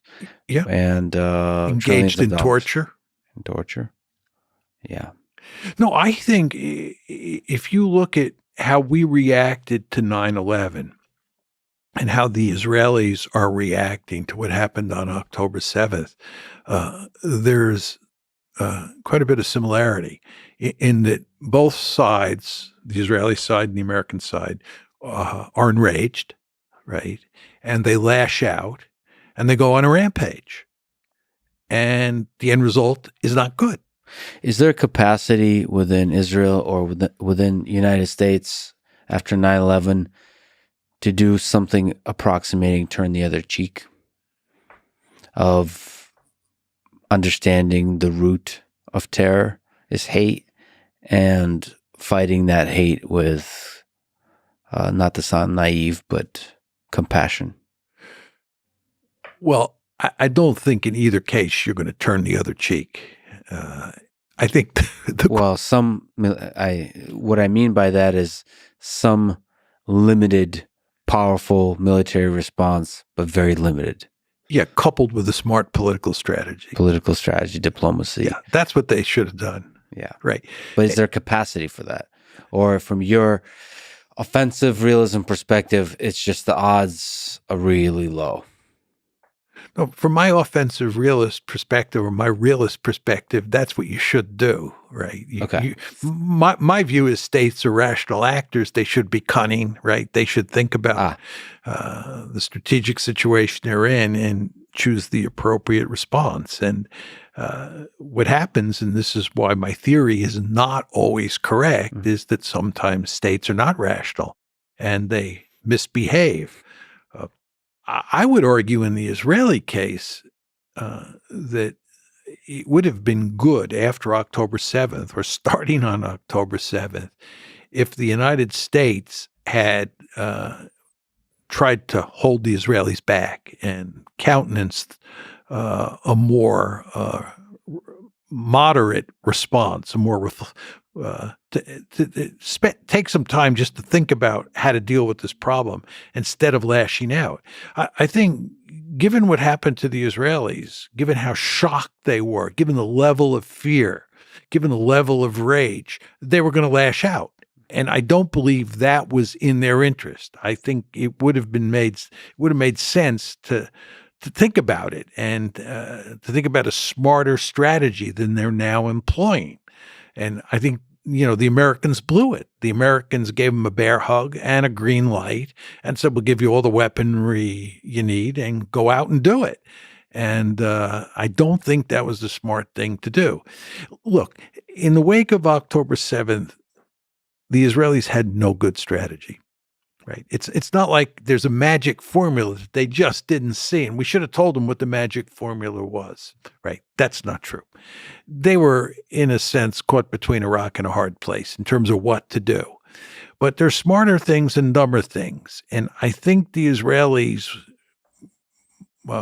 lashed out in ways that are counterproductive. I think, going on a rampage and, killing huge numbers of civilians it's obviously morally wrong, but it's also just not in their strategic interest, right? I mean, because it's not going to buy them anything, right? And in fact, it's going to cost them, right? Because people all over the planet are turning against Israel. I saw, an Israeli think tank today that has been tracking protests around the world, gave some figures for what it looked like between October 7th and October 13th in terms of the number of protests around the world that were pro-Israel versus pro-Palestine. And then it looked at the numbers from October 13th up to the present. And I think the numbers were 69% were pro-Palestinian in the first 6 days after October 7th, 69%. And I think 31%, take these numbers with a grain of salt, 31% were pro-Israel. So I think it was 69 and 31. Since then, since October 13th, if you look at the number of protests around the world, 95% have been pro-Palestinian and 5% have been pro-Israel. And what this tells you is that public opinion around the world has shifted against Israel. And if you look at some of the demonstrations in places like London and Washington, D.C., it's truly amazing the number of people who are coming out in support of the Palestinians. And all of this, again, is just to support my point that it was just not smart for Israel to launch this bombing campaign, right?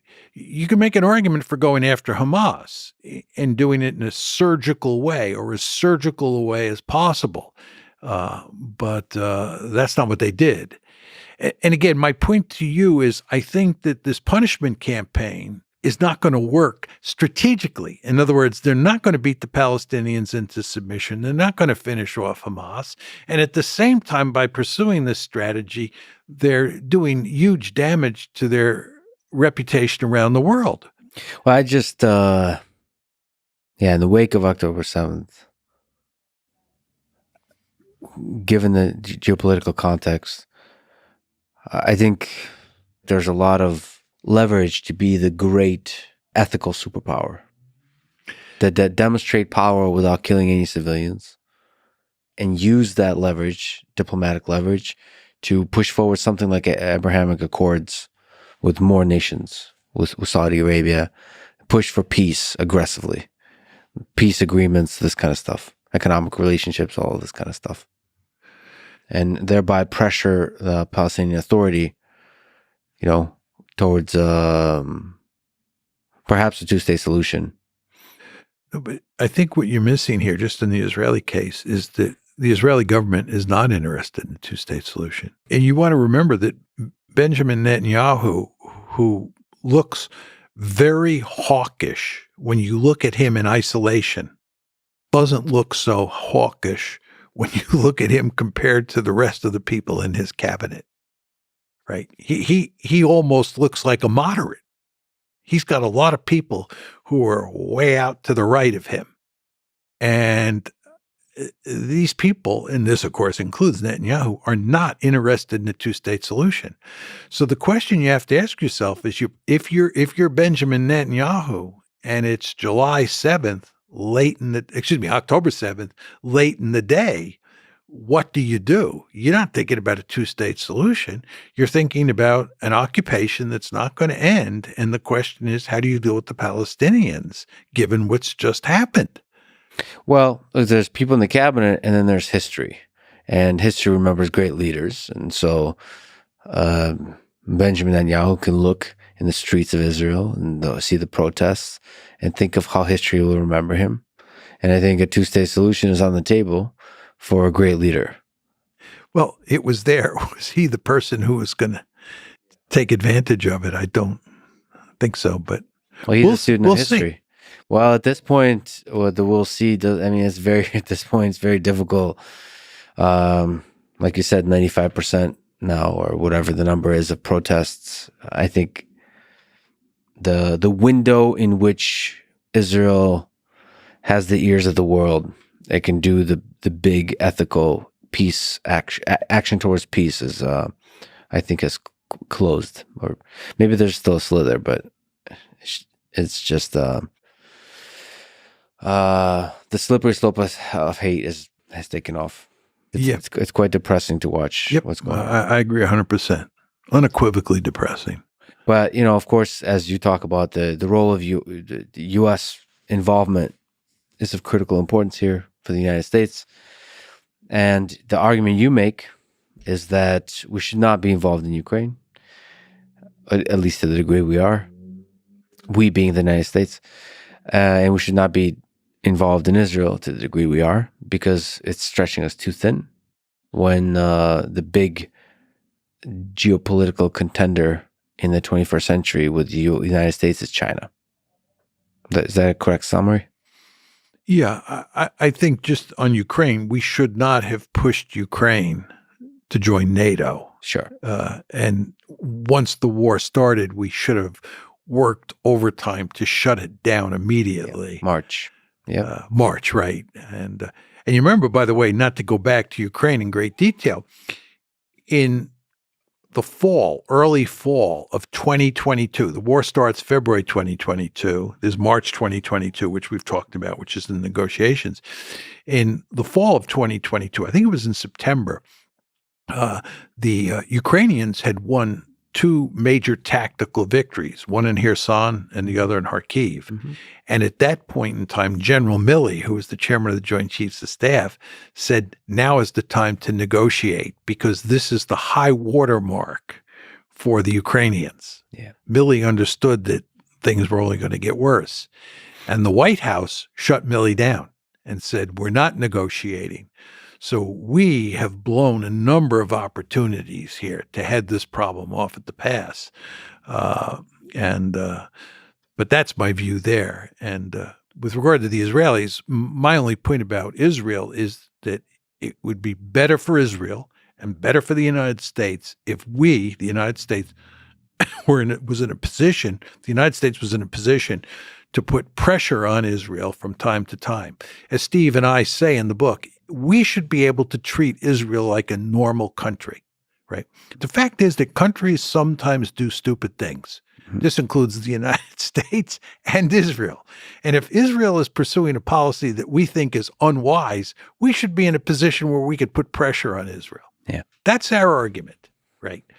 But anyway, we goofed both with regard to Ukraine and with regard to the Middle East. And we're now up to our eyeballs in alligators in both of those regions. And as you described my view, this is not good, because the area of the most strategic importance for the United States today is East Asia, and that's because China is there, and China is the most serious threat the United States faces. Do you think there will be a war with China in the 21st century? I don't know. My argument is there is right now, a serious security competition. And at the same time, there is a real possibility of war. Whether or not we avoid it is very hard to say. We did during the Cold War. We had a serious security competition from roughly 1947 to 1989. And we thankfully avoided war. Probably came the closest in 1962 with the Cuban Missile Crisis. But we avoided it. And I think we can avoid it here. Is it for sure? No. You've said that China won't move on Taiwan militarily, in part because it's, as you said, amphibious operations are difficult. Why will China not move on Taiwan, is in your sense, in the near future? Well, it's because there's this body of water called the Taiwan Strait, which is a big body of water. And getting across water is very difficult, unless you can walk on water. So geography still has a role to play in the 21st century? Oh, yeah. I think geography is very important. Big bodies of water really matter. Yeah. In an ideal world, you'd like to have the Pacific Ocean between you and any potential adversary, 6,000 miles. Yes. 6,000 miles of water, hard to get across. Yeah. If you're a country and I'm a country and there's land between us, I can take my panzer divisions and I can go right across the land and get into your country or attack your country. And you, of course, can take your panzer divisions and come across that same piece of land. But if there's a big body of water between us, your panzer divisions can't go across the water. And then the question is, how do you get them across the water? And that's very tricky. And in a world where you have lots of submarines and you have lots of aircraft and you have missiles that are land-based that can hit those surface ships, it is very, very hard to attack across a body of water. And all you have to do is think about Normandy, the American invasion of Normandy, June 6, 1944, coming in on Omaha Beach, right? Oh boy, that was really difficult. But there is a growing asymmetry of military power there, that even though it's difficult. That is correct. So I guess that is correct. So I recently had a conversation with Elon Musk, and he says that China is quite serious about the one China policy, and it seems inevitable that Taiwan will have to be, if you look at this pragmatically, in the 21st century, it seems inevitable that Taiwan will have to be a part of China. And so we can get there either diplomatically or militarily. What do you think about the inevitability of that kind of idea? When a nation says this is a top priority for us, what do you think about them meaning it? And what do we do about that? There's no question it's a top priority for them, and there's no question they mean it. But it's also a top priority for us not to let them take Taiwan. Why exactly? Because it's an important strategic asset.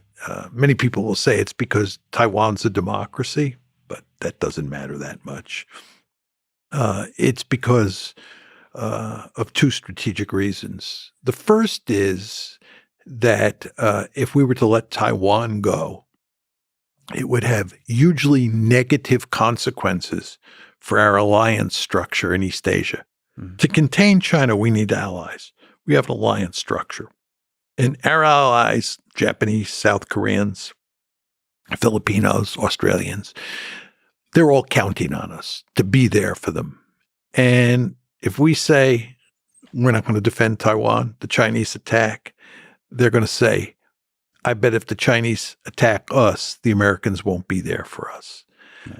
So it would have a damaging effect on our alliance structure, which we cannot afford, because containing China is a wicked problem. It's a powerful state. You were getting to this before when you talked about China versus Taiwan. So that's the first reason. Second reason is you want to bottle up the Chinese Navy and the Chinese Air Force inside the first island chain. You don't want to let them get out into the Pacific. You don't want them dominating the waters of East Asia. You want to bottle them up again inside the first island chain. And you can only do that if you control Taiwan. If you don't control Taiwan, they get out into the Philippine Sea, into the Pacific and the Western Pacific, and cause all sorts of problems. Well, you saying all that, you've also said the century of humiliation. Japan and the United States are a source of that humiliation for China. Don't you think they see the other side of that? Absolutely. And in the interest of avoiding a world war, I guess the question is, how do we avoid a world war? It doesn't seem like the military involvement in the conflict between China and Taiwan is the way. Well, I don't want... There's no good answers here. I'm just saying. There are no good... which is the less bad option. Well, what you want to do is you want to make sure that you deter China from invading Taiwan. You want to avoid a war. You and I are in complete agreement on that. We don't want a war, but we want to contain China. We do not want to let China dominate Asia. That's what the Americans are principally concerned with here. And it's what China's neighbors are principally concerned with. And this includes the Japanese, the South Koreans, the Filipinos, Australians, and the Taiwanese. They don't want, and we don't want China to dominate the region. So we have to contain it. But at the same time, and this should be music to your ears, we not only want to contain it, we want to make sure we don't end up in a shooting match with the Chinese, because this could be disastrous. So you have to have a very smart policy. You have to build powerful military forces, and you have to make sure you don't do anything that's provocative. On Taiwan, for example, the last thing you want is for the Taiwanese government to declare its independence, because the Chinese have said, if Taiwan does that, we'll go to war. And of course, we don't want that.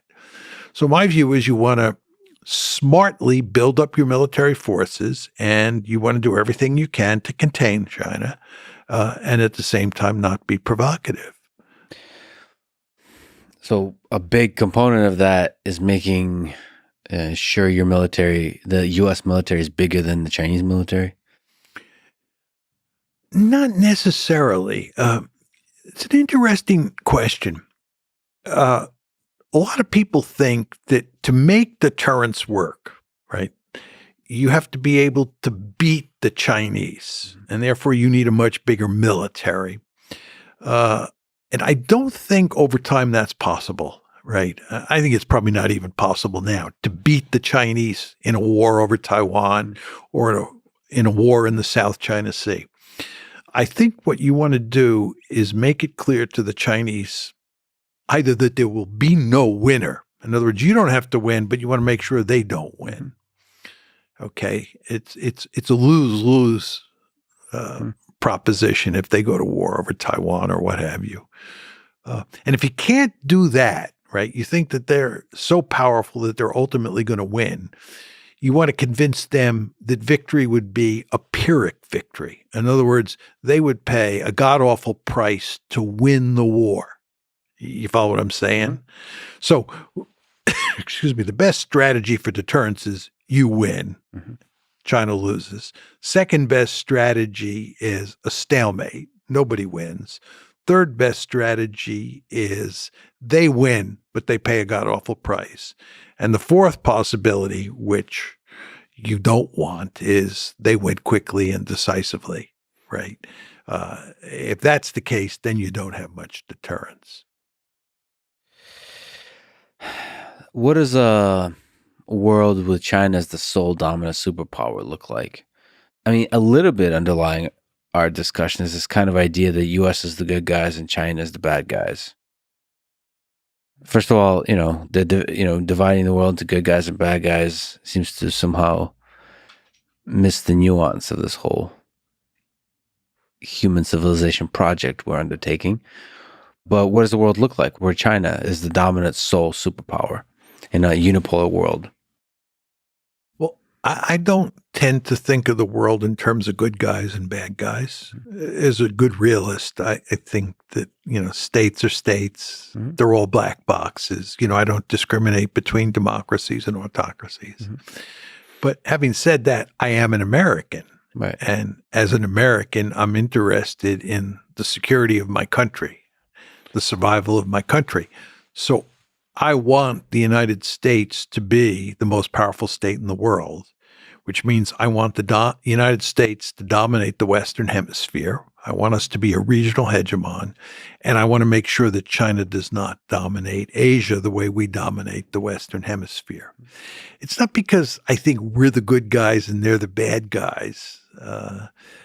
If I were Chinese and I were in Beijing and I were Xi Jinping's national security advisor, I'd tell him what we got to do is make sure we dominate the world or dominate our region and then do everything we can to undermine America's position in the Western Hemisphere, right? That'd be my view. So I guess you could say I do view the world in terms of good guys and bad guys because I'm an American. And More like us and them. Versus it's us and them. That's a nice way to put it. Yeah, it's us versus them. Not so much good guys versus bad guys. Is it possible to have a stable, peaceful world with a good balance of power, where it's China and U.S. as superpowers? It's a bipolar world, no longer unipolar. Yeah. Okay. So you're hypothesizing a world where they dominate Asia. Yeah. And we dominate the Western Hemisphere. Yep. I believe there would be a great deal of security competition, intense security competition between those two superpowers. The definition of intense matters here. So it could be small military conflicts, or it could be extremely large, unstable military conflicts. Right? Well, conflict, let's use the word war. Okay. So I distinguish between security competition and war. And what I'm telling you is you'll have an intense security competition where there's no shooting. Or if there's shooting, it's mainly proxies that are doing the fighting. Got it. Much like the Vietnam War, right?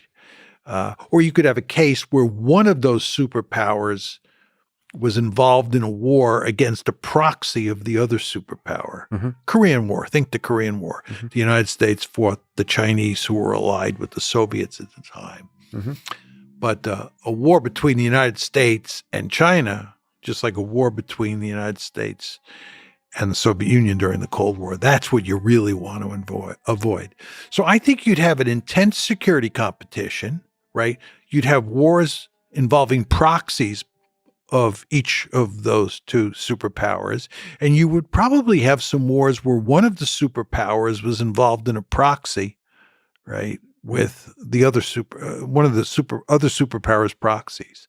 So it seems likely then, if that's the case, then it would be Taiwan as the proxy and U.S. fighting China through the proxy of Taiwan. Well, that would assume the United States. But you want to remember, you're hypothesizing a situation where China dominates Asia. Oh, it already has dominated. Yeah, it's already dominated Taiwan. I see. But where do you find the proxies? Well, Australia? The Middle East could be a good case. Oh, wow. Right. Oh, Persian Gulf. Right. Oh, boy. And then our discussion of Israel becomes even more dramatically. Yeah, well, Israel gets involved. I think in this scenario, if you're talking about a U.S.-China competition, right, and you're talking about the Middle East, I think it's the Gulf. It's the Saudis, the Iranians, the Iraqis. It's the oil. Don't you think it could be Israel versus Iran with some very 1984 kind of dramatic partnership of Iran, Russia, and China versus the United States, Europe, and Israel? I think that's possible. Yeah, Oh, I think that's possible. Yeah. Now that I hadn't thought about it until you said it, but yeah, I think that is possible. Isn't that terrifying? Yeah. Well, that, in your scenario where China already dominates Asia and we dominate the Western Hemisphere, I think you start talking about where the most likely places that the United States and China go head to head or fight through proxies. I think it is the Gulf or the Middle East. And the scenario that you posit.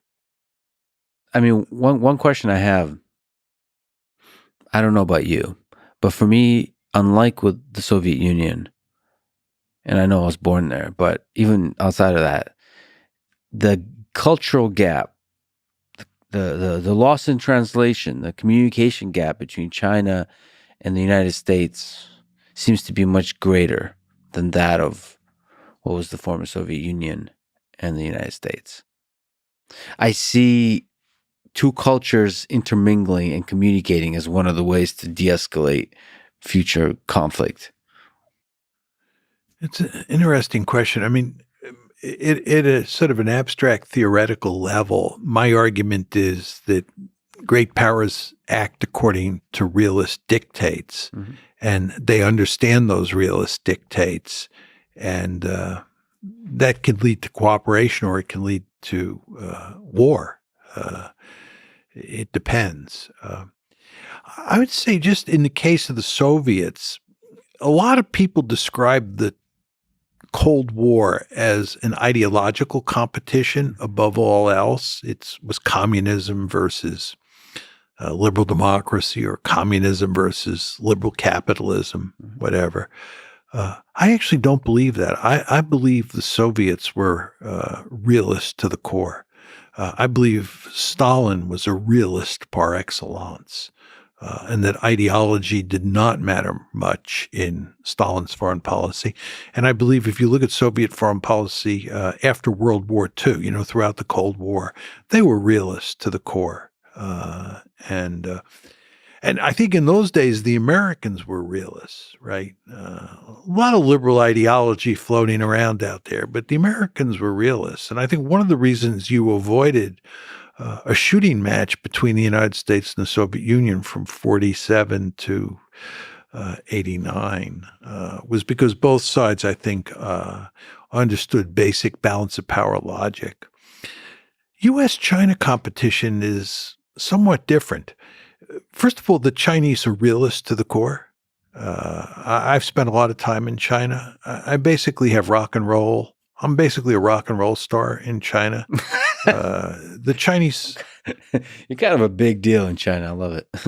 the Chinese are my kind of people. Yeah. They're realists, right? They speak my language. Yeah.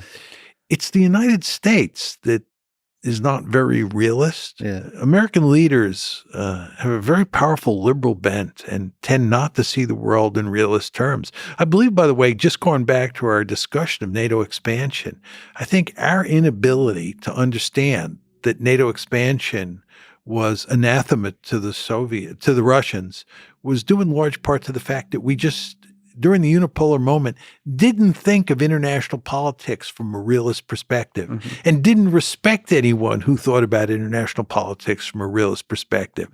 If those various American administrations, starting with the Clinton administration, had put their realist hat on, they would have understood that NATO expansion into Ukraine was not a good idea. But we had this thoroughly liberal view of the world that dominated our thinking. And it's gone away somewhat since we've moved into multipolarity, but not completely.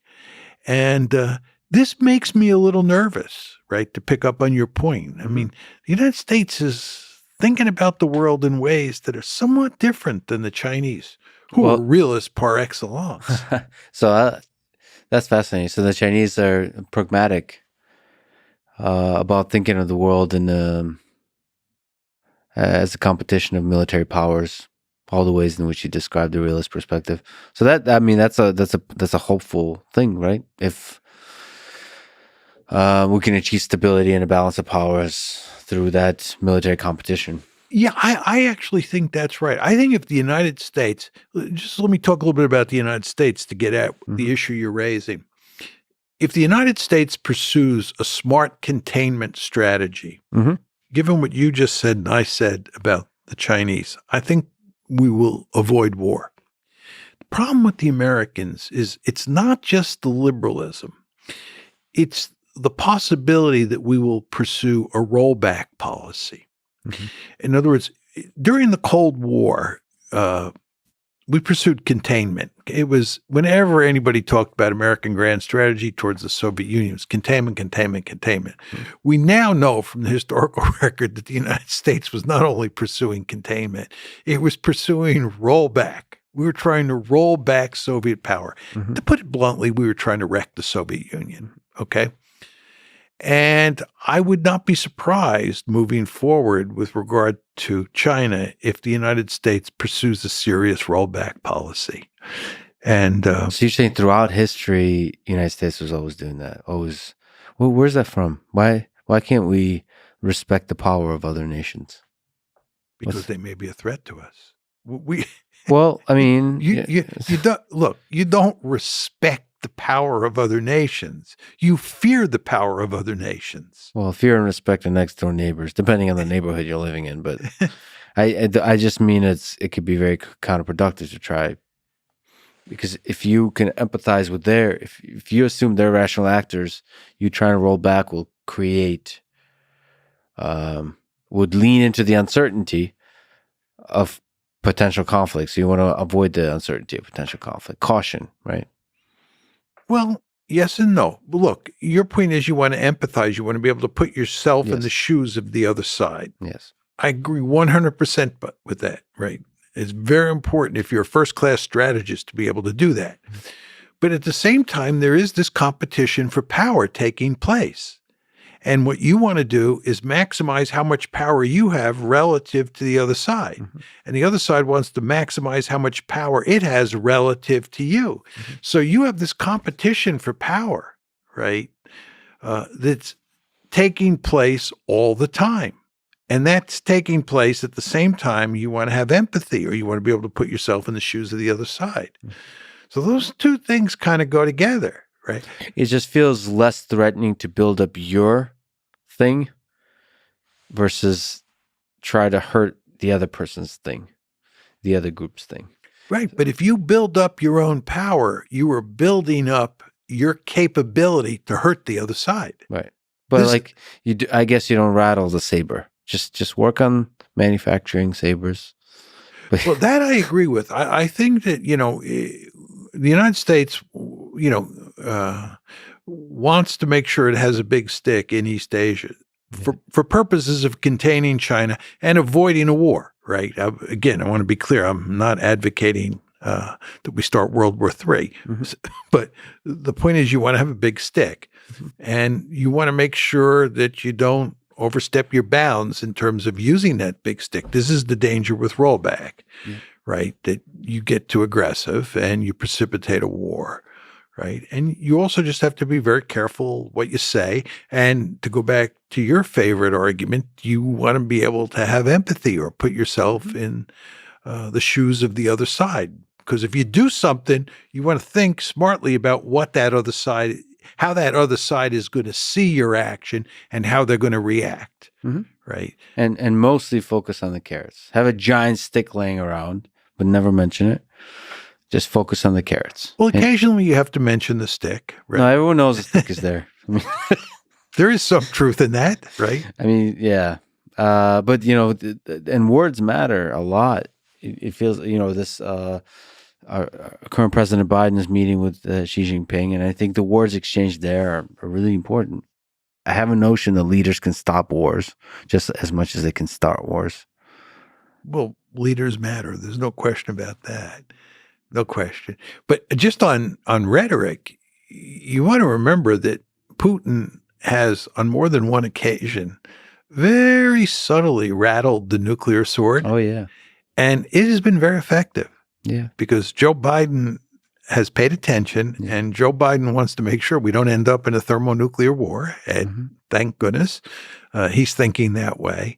So all Putin has to do is mention the possibility of nuclear war. Just to go back to Taiwan, switch areas of the world. If you're interested in containing China and you're interested in deterrence, and let's go back to those various scenarios where the Chinese win, we win, Chinese win, but they do it at great cost. One could argue that discussion that I laid out before didn't take into account nuclear weapons. Mm-hmm. And all President Biden or any of his successors has to do is just very subtly rattle mm-hmm. or employ the nuclear threat, mm-hmm. and just sort of remind the Chinese that, you start a war over Taiwan, it could easily escalate into a nuclear war. You want to understand, we both have nuclear weapons. And if either one of us is put into a desperate situation, we may turn to those nuclear weapons. And oh, by the way, Xi Jinping, you want to understand that we're out here in the water, and using nuclear weapons in the water, it's not the same as using nuclear weapons on land. So we may very well use them. I'm not saying we will. But anyway, a little saber rattling. Yeah. Right? Let me just zoom out on human history. What makes empires collapse and what makes them last when they do? When you look at human history in your sense, thinking about the United States perhaps as an empire. I don't view the United States as an empire. What's the difference? So to you, empire is a thing that seeks expansion constantly. Yeah, I think it's a country that incorporates different regions or areas around the world into sort of a giant sphere of influence without incorporating those territories actually into the state itself. So you had this thing called the British Empire, and it controlled areas like India, North America, and Kenya, just to pick a couple instances at different points. Singapore would be another example. Australia would be another example. So these were all entities that were part of the British Empire, right? And the United States has taken a stab at empire after the Spanish-American War, for example, with regard to the Philippines and Cuba and Puerto Rico. But we never got serious about it. There's never been an American empire. This is not to say the United States is not an incredibly powerful country that goes all around the world building military bases and stationing troops here, there, and everywhere. But we're not running an empire the way the British Empire was run or the French Empire. So the question for me is, why did those empires go away? Why did the British Empire go away? If you ever look at a map of the world in 1922, after World War I, it's truly amazing how much of that map is controlled by Britain, right? They had a huge empire, and it disappeared. Probably by far the biggest in terms of area empire in human history. I think so. I think that's right. It almost has to be. Yeah, right. It's crazy. Crazy, yeah. And then no longer is the case. Yeah. Now, I want to be clear. The Americans have wielded maybe even greater influence than Britain did when it had its empire, but I don't believe we have an empire that bears any resemblance to the British Empire. So the question is, what happened to that British Empire? What happened to the French Empire? What happened to the Belgian Empire? What happened to the Dutch Empire? These were countries that had colonies all over the planet. The Dutch East Indies, right? Vietnam was, French Indochina. Where did those empires go? Two factors finished them off. Number one, nationalism. Nationalism became a very powerful force in the 19th century. It began to rear its head in the late 18th century. And it became a very powerful force in the 19th and certainly in the 20th. Can you explain nationalism here? Nationalism is the idea that these different nations that were part of the empire, like the Kenyans, wanted their own state, nation state. This is my point about the Palestinians, right? This is Palestinian nationalism. What is Zionism? Zionism is Jewish nationalism. Jewish nationalism. Think of Theodor Herzl's famous book. It's called The Jewish State. Nation state, think of the word nation state. That embodies nationalism, nation state, Jewish state. Palestinians want their own state, two-state solution, right? Can't beat the Palestinians into submission, right? The Indians wanted their own state. The Pakistanis wanted their own state. The Kenyans wanted their own state. Singapore wanted its own state. Oh, the Americans wanted their own state. This is called the American Revolution, right? So that's the first reason, nationalism, that these empires disappeared. The second reason is that from a cost-benefit analysis, they no longer made any sense. And it was the coming of the Industrial Revolution. Once the Industrial Revolution comes, an empire is basically an albatross around your neck. I would argue that the British Empire was an albatross around Britain's neck in most of the 20th century. Some of my friends disagree with that and think there were all sorts of benefits from the British Empire.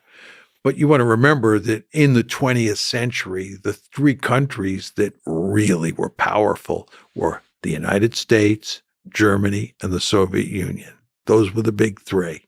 Did any of them have an empire? No. That's a good card. In the industrial world, yes, you don't need, an empire. Right? What you need is a powerful manufacturing base. Well, the cost-benefit analysis is different before the Industrial Revolution. There's been many empires. There's no question that empires came and went, right? I mean, yes. Right. And all you have to do is just look at the British and the French in the 7 Years' War, 1756 to 1763. Mm-hmm. The British win, they get Canada, right? And that's why, Quebec, Montreal, all these big French-speaking areas are now part of Canada, right?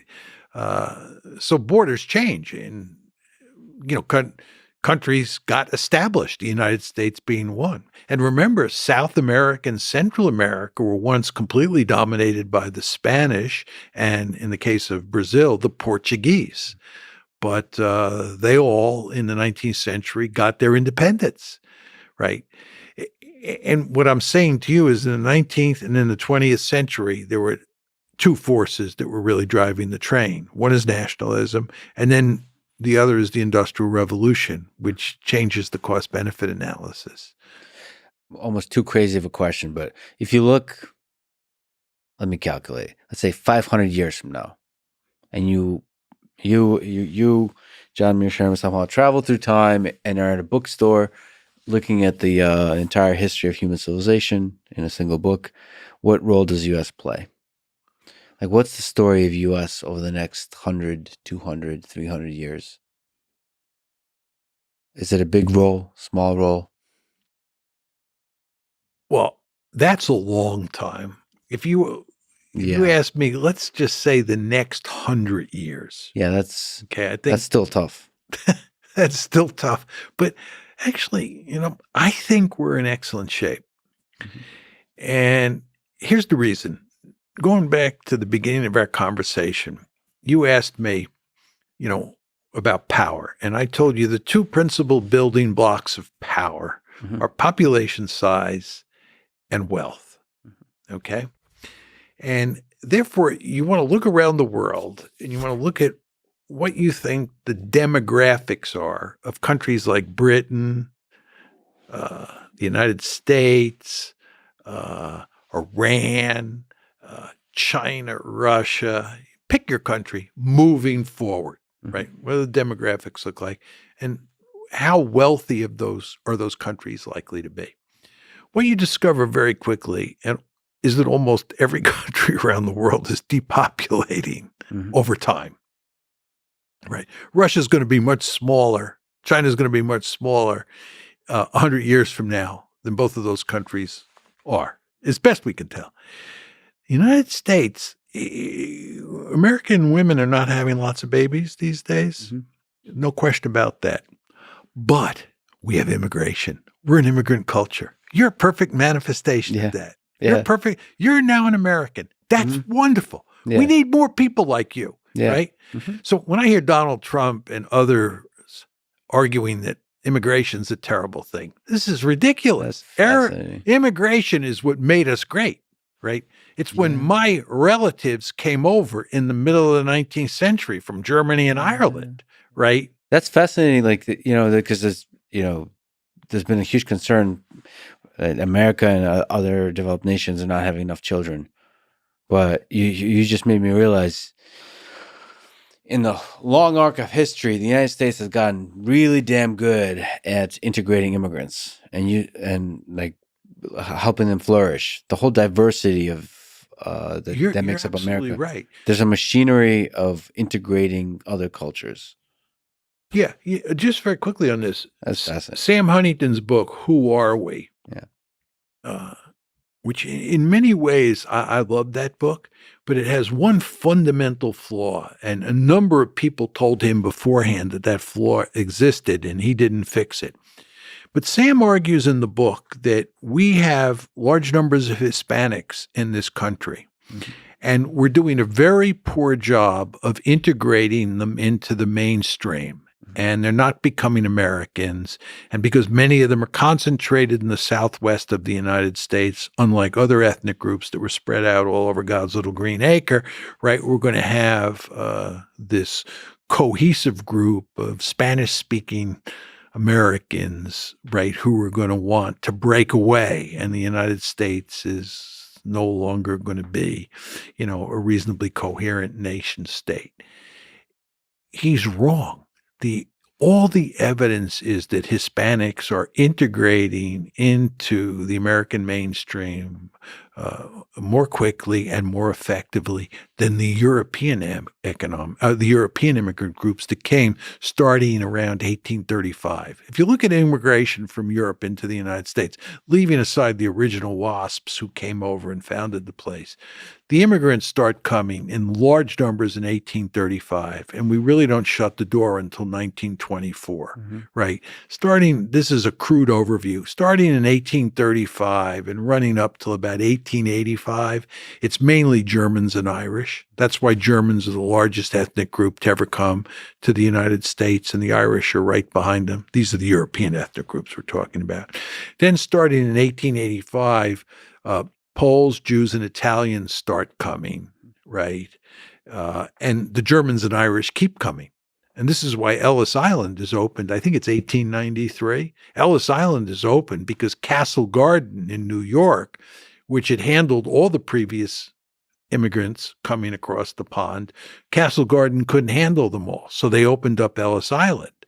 That's why somebody like me, I can't find my distant relatives' records in Ellis Island because they came through Castle Garden, right? Whereas lots of Jews I know, lots of Italians I know, they can find their relatives' records in Ellis Island because they came through Ellis Island. The point is, you had all these immigrants who came in roughly between 1835 and 1924 when we shut the gates. It was the only time we've ever really shut the gates in a meaningful way, right? And this is what made America great. Right? All these people, and they made lots of babies, right? So in some sense, make America great again means getting more immigrants in. Well, we opened the gates again in 65. Closed them in 24, opened them in 65. I'm oversimplifying the story here because we didn't completely shut them. We almost completely shut them in 24, opened in 65. And we've had huge numbers of immigrants flowing in. Yeah. These immigrants who have been flowing in since 65 are not Europeans. They're not mainly Europeans. They're mainly Hispanics and Asians.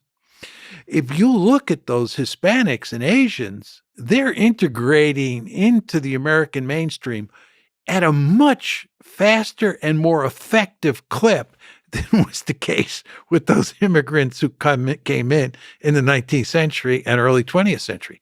The Irish, oh my God, they were treated horribly. There's a book, a very famous book that's been written called When the Irish Became White.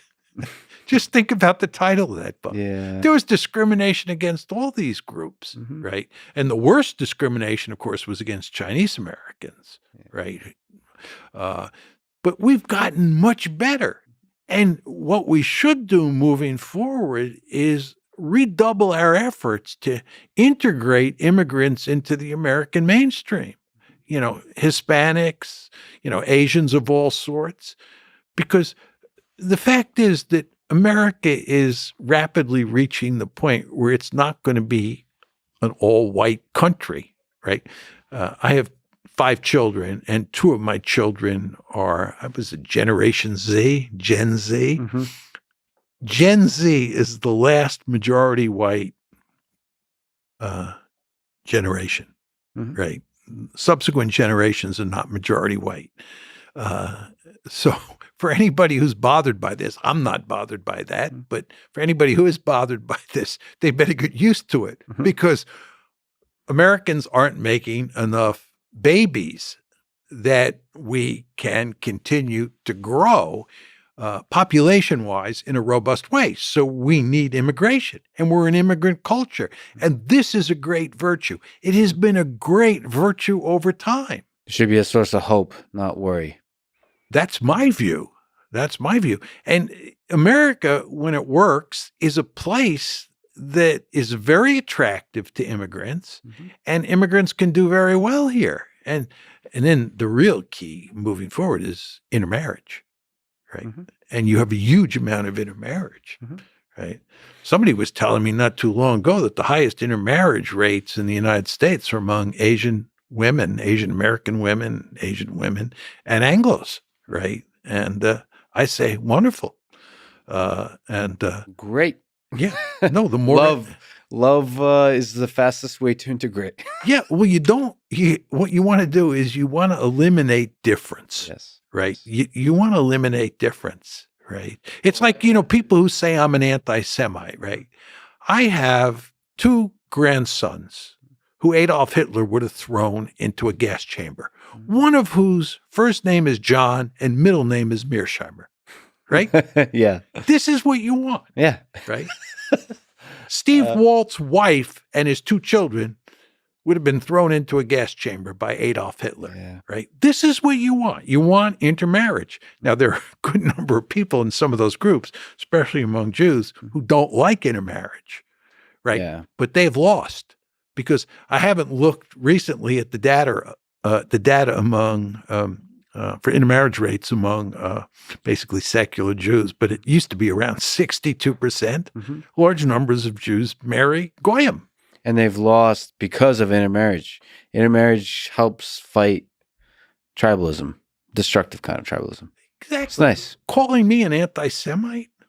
They haven't met my grandsons, my son-in-law, a niece that I have, nephews that I have, brother-in-laws that I have, Jewish, right? Come on.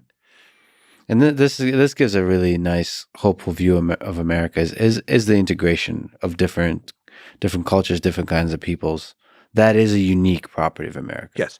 But just to go back to where we started, it was not smooth in the beginning.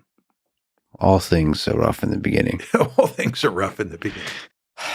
What advice would you give to a young person today about how to have a career they can be proud of or a life they can be proud of? Well, I think it's very important to make sure that you do something in life that really interests you. My mother used to use this phrase, floats your boat. You want to do something that floats your boat. Or to use another one of my mother's phrases, you want to do something where you get up out of bed in the morning with a bounce in your step, right? So I think that, if your mother and father want you to be a lawyer and they're pushing you to be a lawyer and you don't want to be a lawyer, you want to be a policeman, be a policeman, right? Don't do what other people want you to do, because it's very important to find a job, an occupation that you really love. The second thing I would say, and this has to do with your point about humility. You want to think about the humility hubris index. My friend Steve Van Ever, who teaches at MIT, he and I invented this concept. We call it the hubris humility index. And you want to have a healthy dose of humility, but you also want to have a healthy dose of hubris. You want to think you can change the world. You want to think you can make things better for yourself. You want to take chances. You want to think sometimes that you know better than other people do. Hubris is not a bad thing, but at the same time, you have to have humility. Yeah. You have to understand that a man or a woman has his or her limits. And you want to listen to other people. You want to be a good listener, right? So always remember the importance of the hubris humility index and the importance of having healthy doses of both hubris and humility. Speaking of humility, you're mortal, like all humans are. Do you ponder your mortality? Are you afraid of it? Are you afraid of death? I'm not sure I'm afraid of death. I don't want to die because I enjoy life so much. Having too much fun? Yeah, given how horrible the world is today, I hate to say that I'm having too much fun. But do I find what I do interesting and gratifying? I do. I just love what I do. And I love studying, international politics. And I love being intellectually curious about all sorts of subjects. I love talking to you about this and that. This is really wonderful. And I often tell people, thank goodness I'm only 28 years old, because I do try to behave like I'm only 28 years old. But I am well aware of the fact that as my mother used to say, nothing is forever, and that includes me. And when you're 75 going on 76, you understand that you have a limited number of years left. And I find that depressing because I've been very lucky, and I feel like I've won the lottery, and I'm very thankful for that. And I'd like to, make it last for as long as possible. But I do understand that, nothing is forever. Yeah, the finiteness of things. Yeah. You never think that when you're young.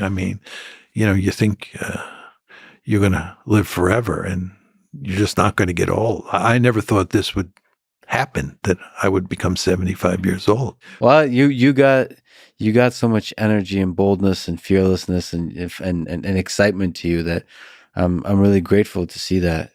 Especially given how much I'm sure you've been attacked for having bold ideas and presenting them, and not losing that youthful energy is beautiful to see. Thank you.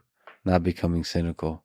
John, it's a huge honor to speak with you, that you give me so much time and so much respect and so much love. This was a really incredible conversation. Thank you so much for everything you do in the world, for looking out into the world and trying to understand it and teach us. And thank you so much for talking with a silly kid like me. It was my pleasure. Thank you very much. I thoroughly enjoyed it. Awesome. Thanks for listening to this conversation with John Mearsheimer. To support this podcast, please check out our sponsors in the description. And now, let me leave you with some words from Plato. Only the dead have seen the end of war. Thank you for listening, and hope to see you next time.